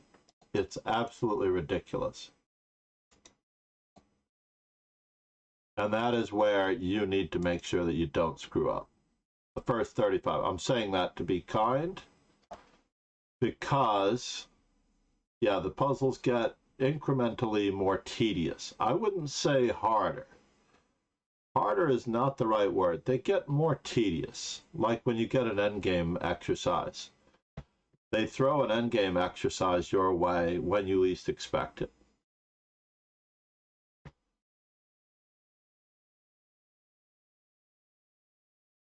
And I believe in the accountability of Puzzle Streak far more than being able to get a couple wrong and then taking it seriously, because you just don't have that luxury in a real game.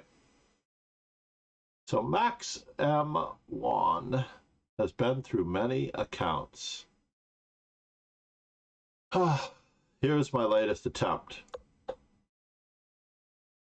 I had this idea against the English. Reverse Sicilian.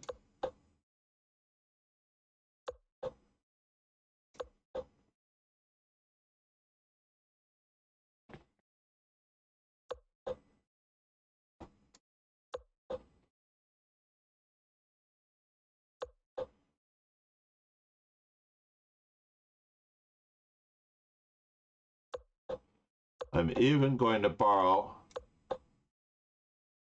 from Lauren's Dutch here.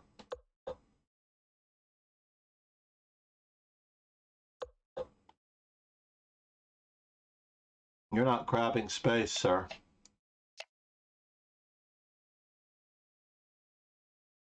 You, sir, are not grabbing space.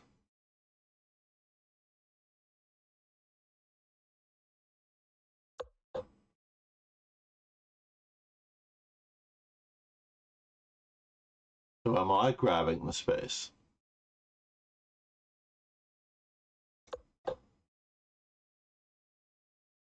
I really want that D3 square as well.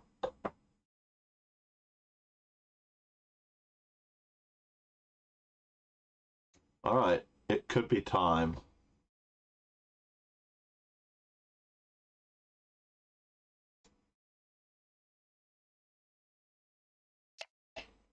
Only because we're going to gain time on him. We're gaining time on him this way.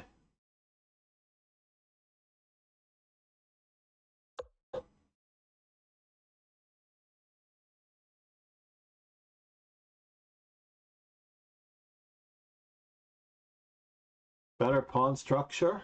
Anyone? Anyone?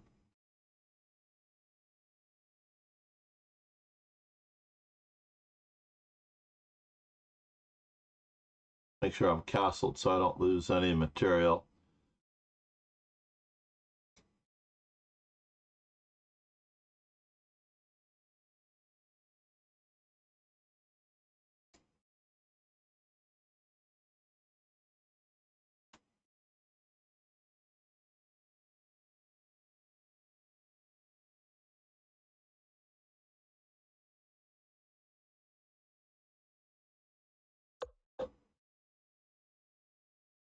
Fascinating.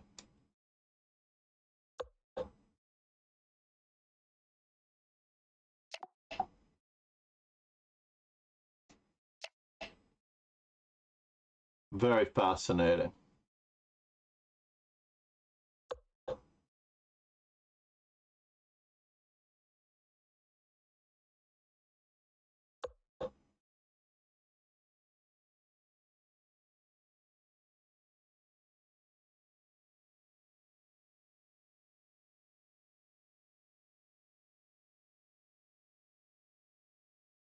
Queen to B3 was a very strange move.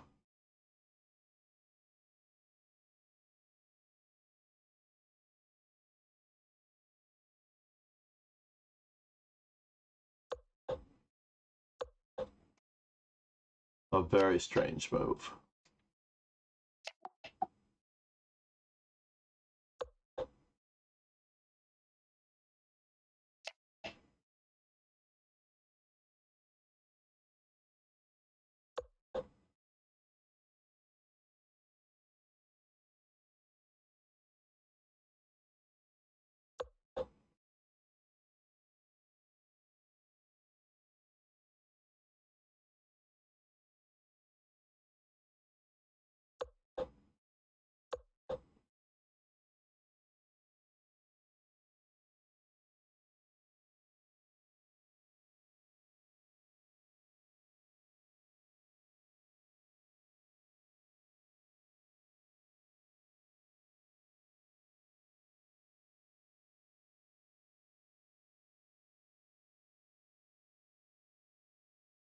I guess bishop a6 would have been a little bit more ferocious. Bishop a6 could have been far, far more ferocious. So where are you headed now?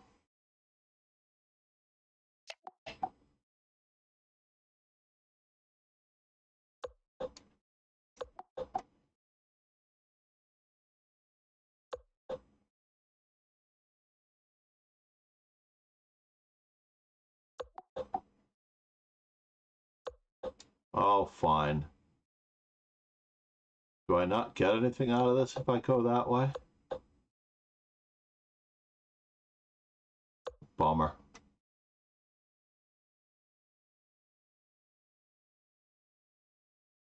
I don't get anything out of it. Capablanca-esque.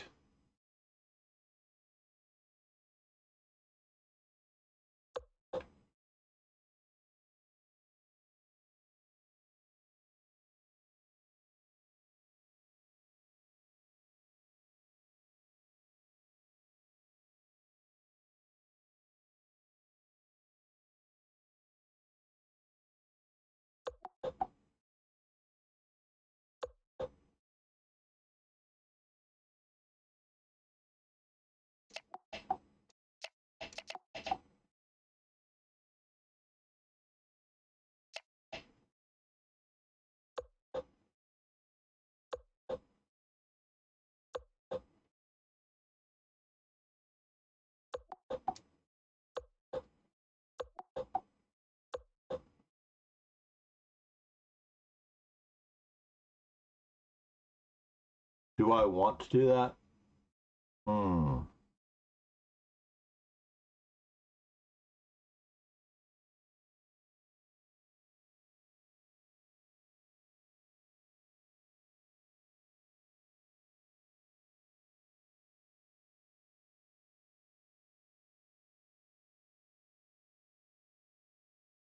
Yeah, I'm playing with my food. This is terrible.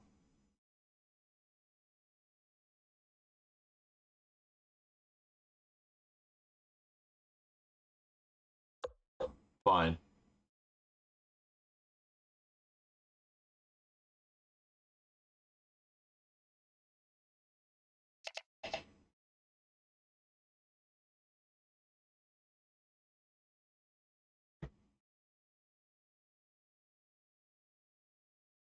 No, I'm a huge believer in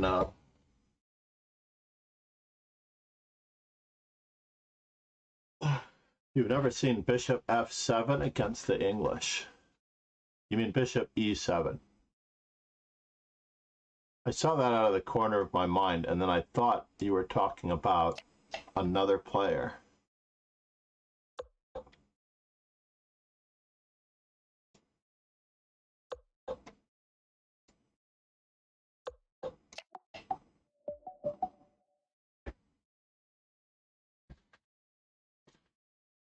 Yeah, it's the power of Chessable, by the way. I adapted the most recent free course. I went through all 20 lines of the most recent free course on Chessable. Check it out. And then compare what you see there with what I just did against the English.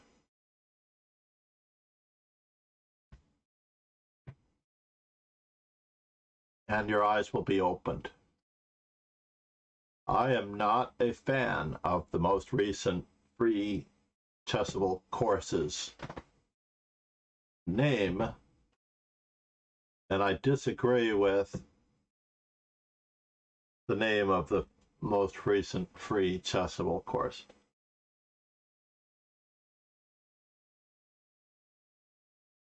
I don't know why you're thinking about that at all. The thing I'm thinking about is how do I improve my play? How do I come up with a concept of getting to my destination in the best possible manner? I call it settling. I actually stay away from the word slump. Basically, you're settling into a new amount of knowledge, like a new house is built. There are a lot of creaks and sounds and aches and pains, like when you have growing pains when you're a teenager. There's a certain amount of settling that you have to do in order to put your foot down, in order to take the next step to the next level. If you put your foot down, you're putting your foot down right now, Lauren. That is actually all you're doing. You're putting your foot down for major improvement later on. I'm not entirely sure if I like this board, but let's roll the tape. Okay, let's go.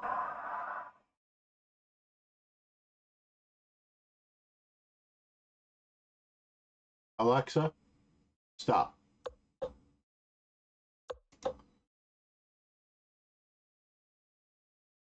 I'm going to go back to the Year of the Tiger. How about that? Now, the Year of the Tiger was very green. I'm going with this one. Background, wallpaper. There we go. Now we are in business, ladies and gentlemen. For those of you who wish to use that dojo wallpaper, I will post it right there, and you can find many other wallpapers at the root of that by going to bwallpaperhd.com. You basically go to background, background image URL. Nope, I'm not talking about the free Chigorin course. There's one after the free Chigorin course, or there's one right before the free Chigorin course. Basically, my opponent played the English, and I answered with e5, bishop e7, and f5.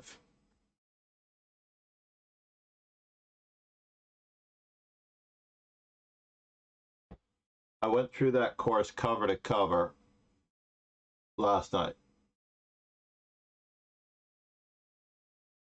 If anyone can see my profile on Chessable because you follow me or because I follow you, it doesn't really matter. If you see if you follow me on Chessable,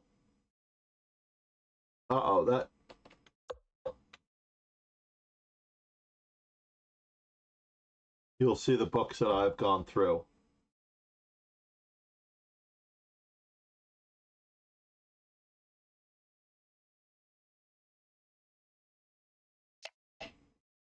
I do need to do the Opera Spiel Arena today. That much is absolute and true.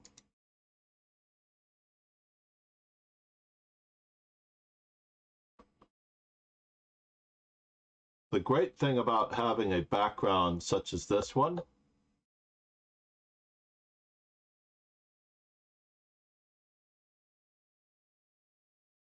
is that you may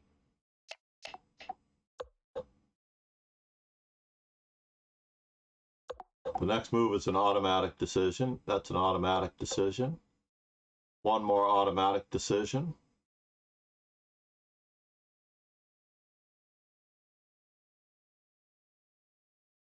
And then a final automatic decision. See, that to me was not a move that you needed to think about. Neither is this one. Neither of those last two moves were moves that you think about. So this morning in the Perpetual Chess podcast, Cyrus Lakdawala is talking about how he got berated for playing grandma chess, more or less. What? That's it? Did we finish early enough that I might be able to do a 2.5-hour stream on one of the subjects mentioned above, or on my Chessable course? Congratulations to Ron Hay. You took me to the cleaners. The really lovely thing about the Swiss is that you can only lose to one person at a time. Congrats to Ron Hay and Omora.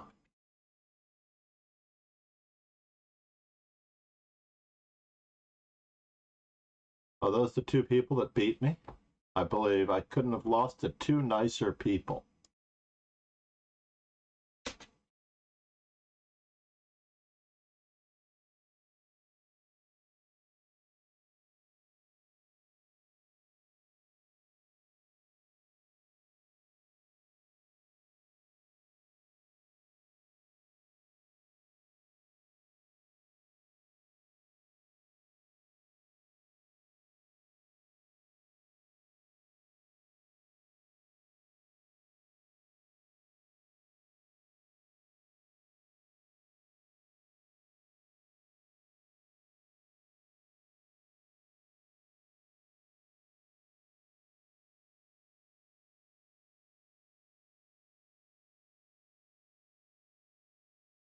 No, thank you, Lauren. I am going to try to come right back. Let's find out what time the Opera Spiel Arena is. One moment. Opera Spiel Arena. How come Alexandra Semiganova doesn't have a... I also play at the other Norwegian club, Schacksklubb Stjernen. I don't know that Oslo Shackelskap has a Lead Chess presence. In 2 hours, 1 hour and 30 minutes, it's 3 plus 2, chess 960. I may need to warm up for this.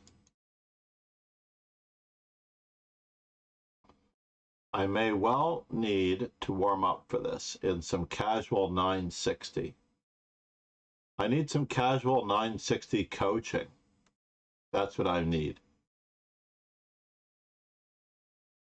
So when I come back, I'm going, yeah, no, Lauren, tactics, and definitely do one puzzle streak per day. But remember, you don't need to complete it in that period. It remembers where you are. For example, I'm at 5, right? So it remembers where you are. Double check and you have to pay attention to all of the details. Trust nothing. Check everything.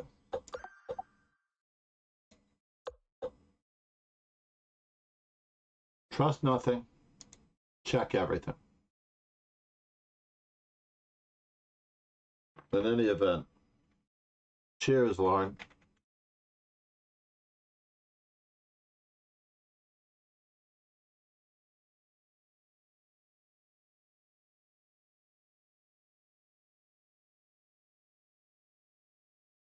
Hold on here. Let's see if I can get this.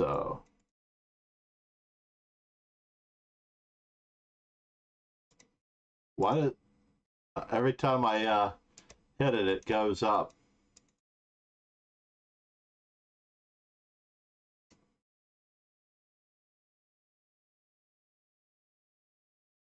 So the animated emotes.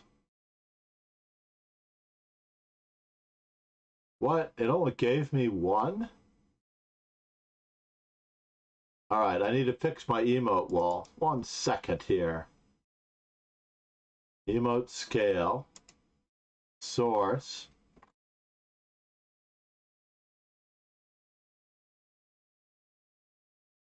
Wall settings.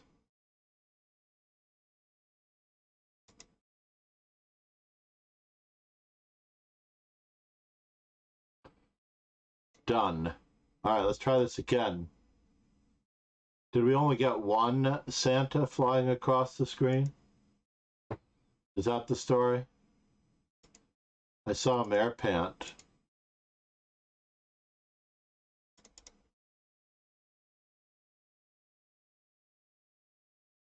I'm going to try multiple wine glasses. There we go. Now we're talking. Now we are talking. So why can't Rogue and Joe Sloan get more than one? Maybe if you put it in a combination with others. Maybe that's it.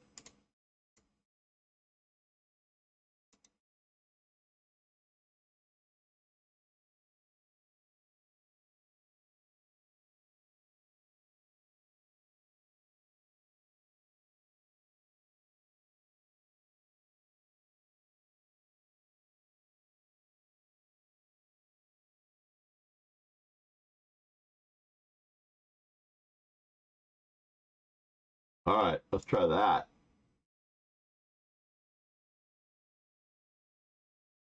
Am I not allowed to do it? Oh, I didn't fire it off.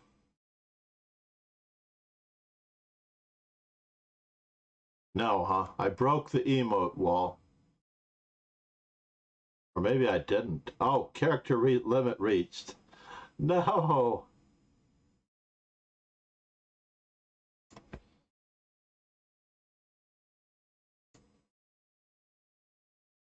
Did I do it? Character limit reached.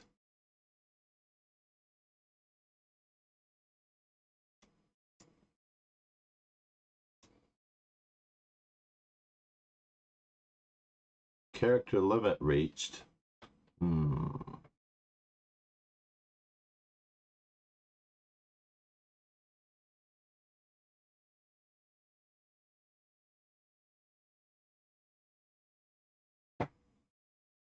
Character limit reached. Still, that's a lot. I put way too many emotes in there.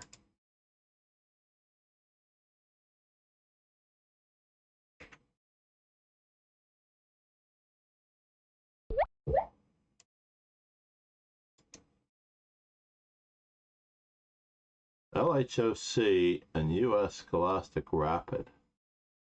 Is that today? I have to find out. That's crazy.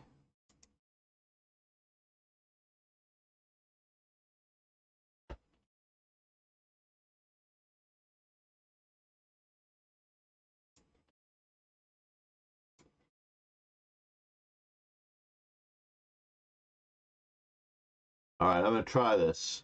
I'm trying it. Jeff Platt Banhammer. There we go. Did we make it? So what is the number of limits? The limits...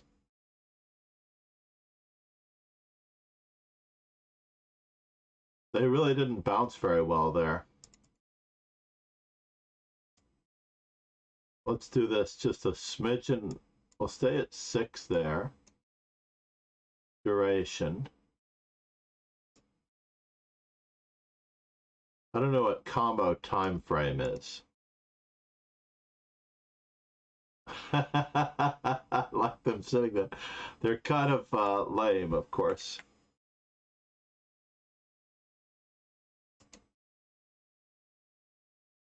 Chat settings.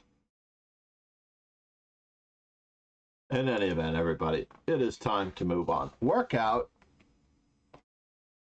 and a stretch. I didn't see the workout. Pegasus, are you still here? That's why I had my stuff arranged a certain way. Pegasus, are you still here?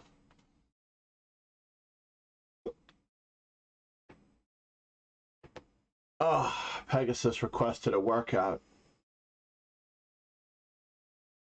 I don't see him. Oh, I do see him. I will still get the workout in, but I have to lay down the thingamajiggy. Oh. All right, Pegasus. The workout. I rolled this the wrong way.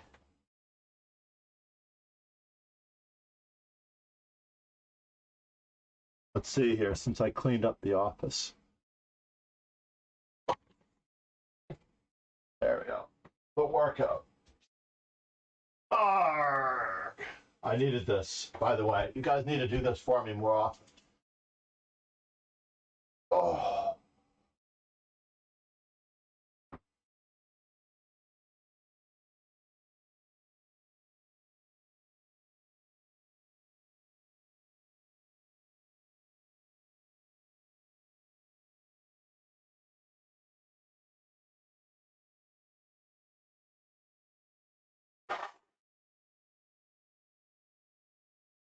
Funny.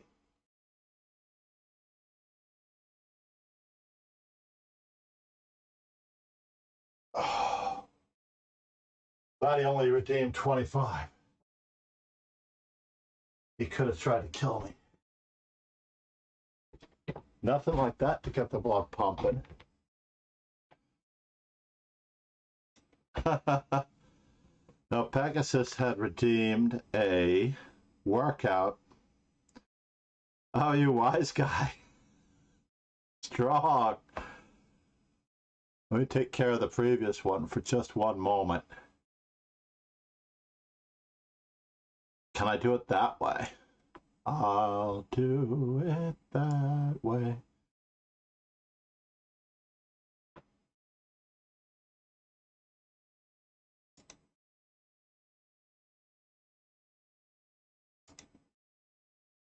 Hold on here.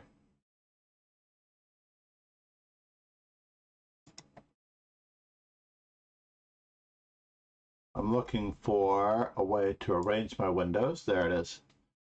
The Pegasus workout.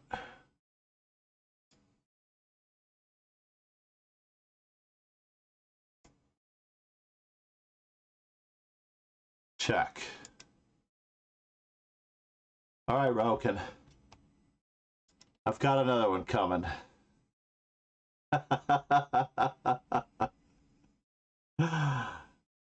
89. All right. I am going to make my desired weight of of 14 stone.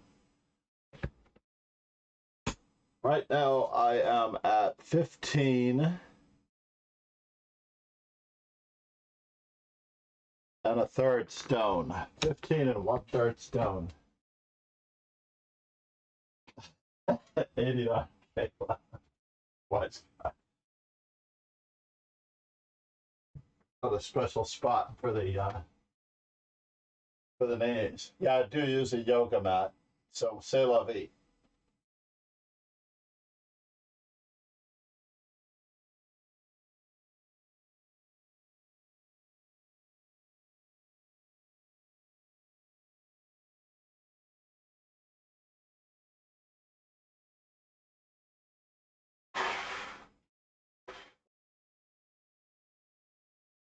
Oh.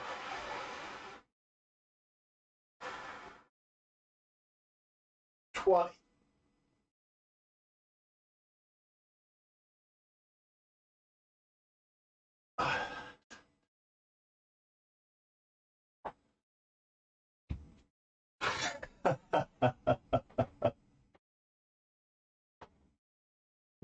That was good. Thank you, Roken. I have to adjust my camera. Absolutely good. Try not to have it on the ceiling quite so much. Oh. Pretty sweet, everybody. Pretty sweet. In any event, if you needed the link, I posted the link earlier. Thank you, Hud.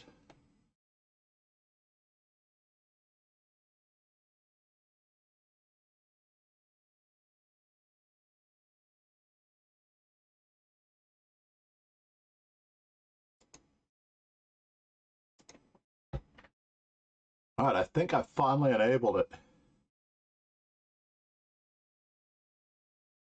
Totally awesome.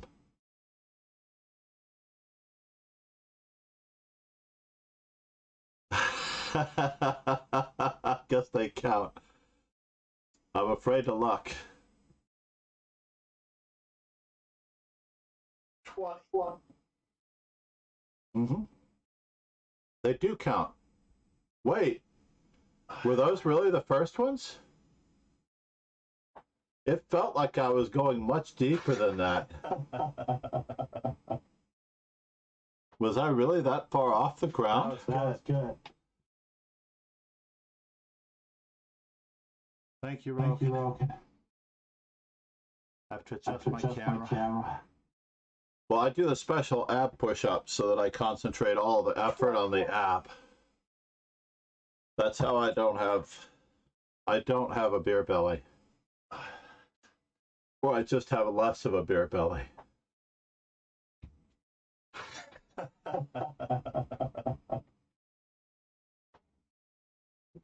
That was good. I know, right? I want to see someone else try to do 50 of them in about, less than 5 minutes.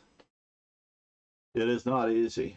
But I guarantee you that those ab workouts, it's really for the abs. That doesn't look right. I felt like I did a much, much deeper. I'm going to have to rewatch the other ones again later.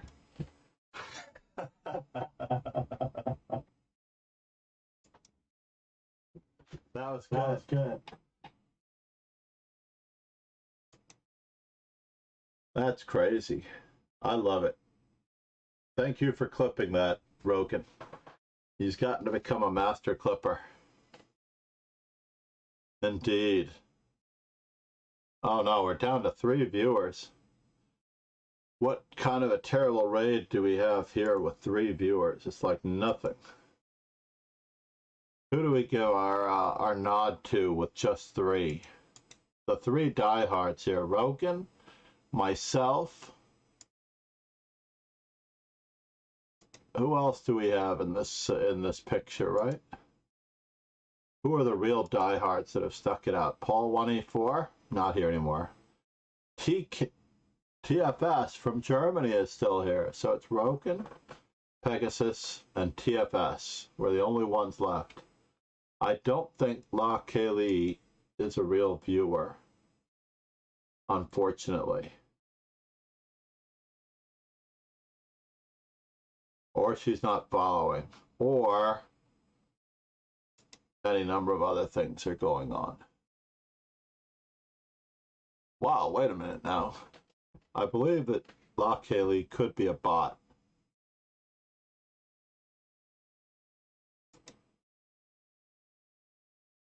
Videos. No videos found. No schedule. I've seen her more than once. We'll find out.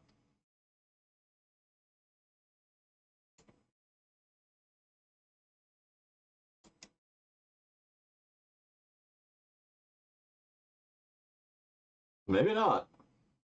She's got an Instagram page.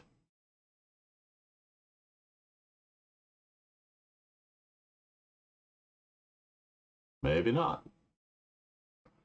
I take it back. A lovely Instagram page, except for some random Facebook stuff.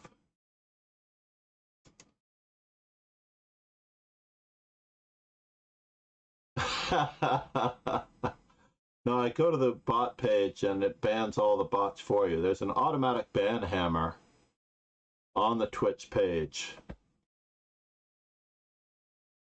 Twitch. Where am I typing? Twitch bot ban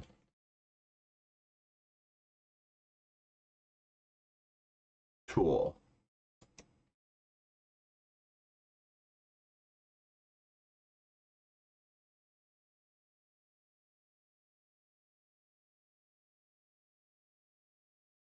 Where are you?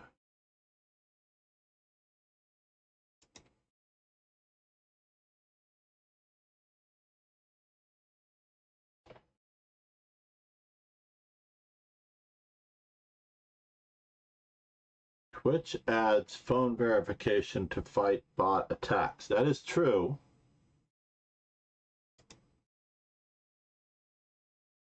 That is very, very true.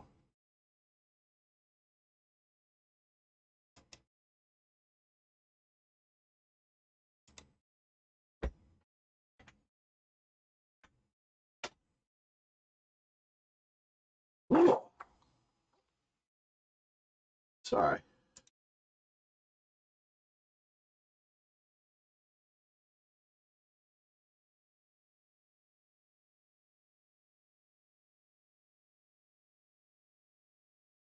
Where is it? There is a Twitch bot. The replay of the Olympic champion in push-ups.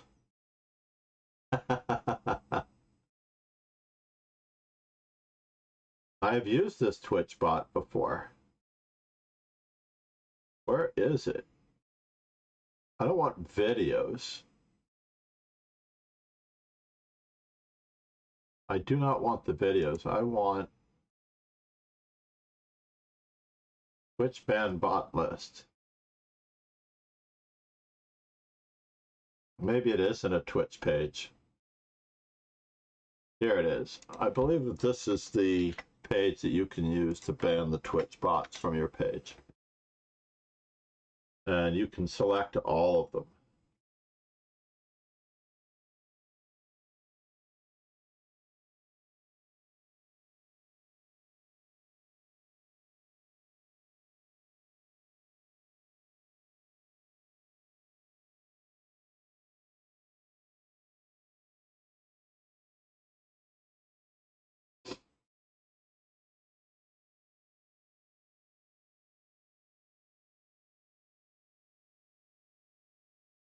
The whitelist of bots is even more interesting.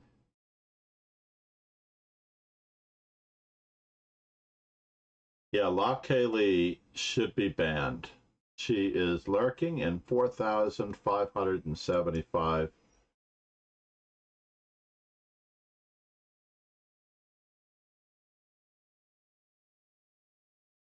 So she should be banned at this point. Let's take a quick peek.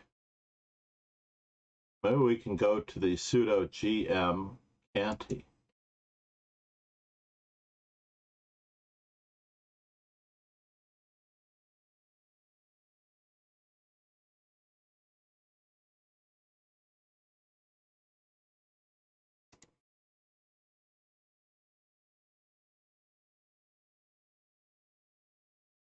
There we go. Let me try it over here. Users in chat.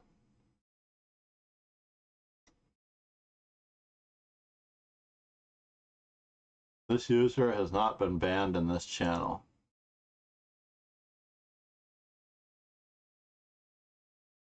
There we go. Kaboom.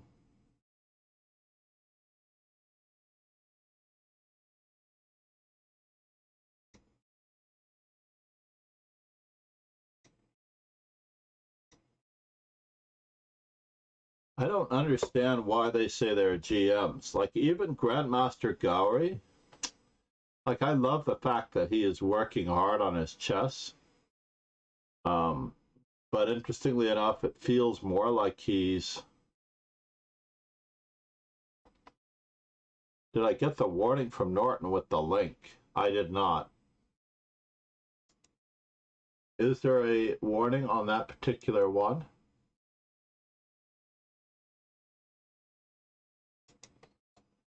It certainly wouldn't let me do what it was supposed to do when I asked to ban La Kaylee. So there was a warning with this page attempting to connect.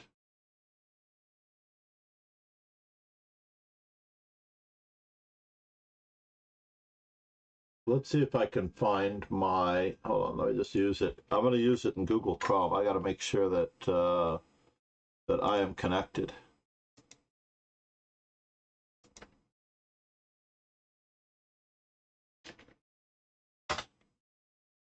Let's see if I get it in Chrome.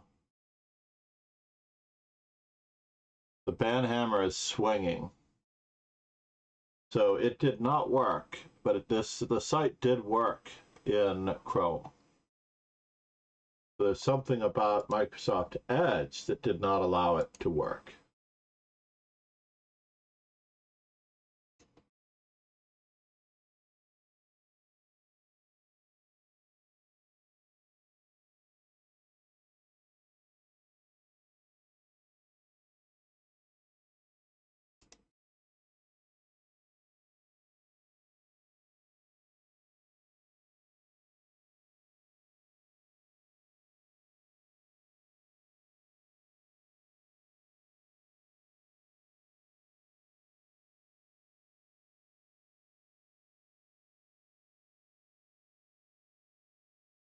I see, it takes a while.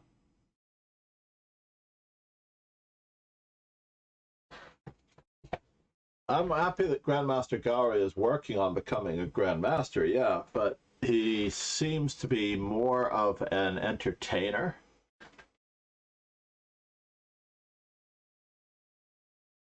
These days, for example, take our channel, right? We have specific study and analysis and everything, right? But maybe I'm just too serious. Maybe I should be doing karaoke. Maybe I should be, you know,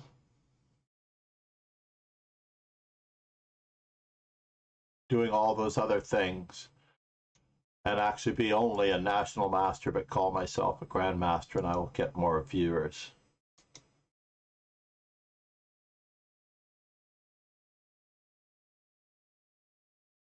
So I could go with Grandmaster 2B MCD.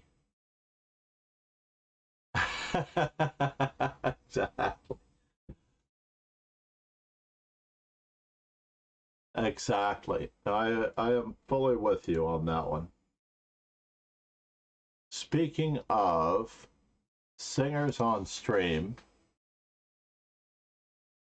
where do we go from here? I'm just looking around.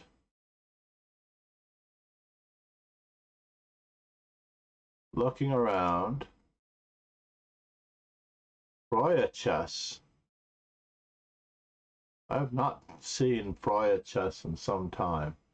I wonder if she's going to do the 960 arena. Remember, I need 960 training, so we're going to try to do this later. Before I go, I will take casual 960 training.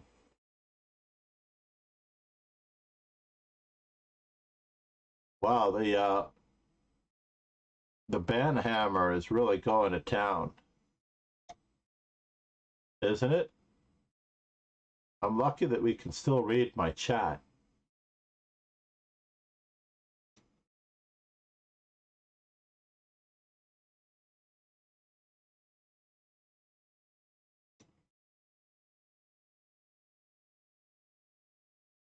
I'm looking for the highest Twitch streaming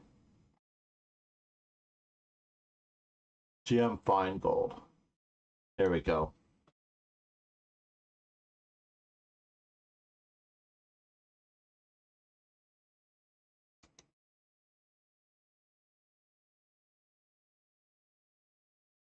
You know what? Let's go with the original Grandmaster.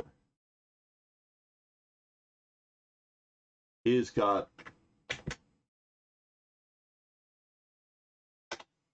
let's do it. Let's see if he acknowledges us. No, we used to have an internet. We used to have a I don't even know if he was a FIDE master. He might have been a FIDE master, but he was always calling himself an international master. He actually taught the CEO of Chessable, and I actually mentioned it to him when we were in Dubai about the respect I have for lead chess not allowing, like I can't capitalize CM. Let's say one of my students' initials was CM. So I tried to capitalize CM in the name, and lead chess would not allow me to capitalize CM in the name at any point in the name. It was like in the middle of the name, right? It was in the middle of the name, capital CM. And lead chess would not allow it to be capitalized, would not allow CM to be used. So then I made it all lowercase, and it allowed CM to be used. So they had a protection against it. But anyway, let's say hello to, I do happen to be a Yippie. I am a big fan of Carissa Yip, and that's why we are rating GM Gowrie. Take care, everybody. Ciao.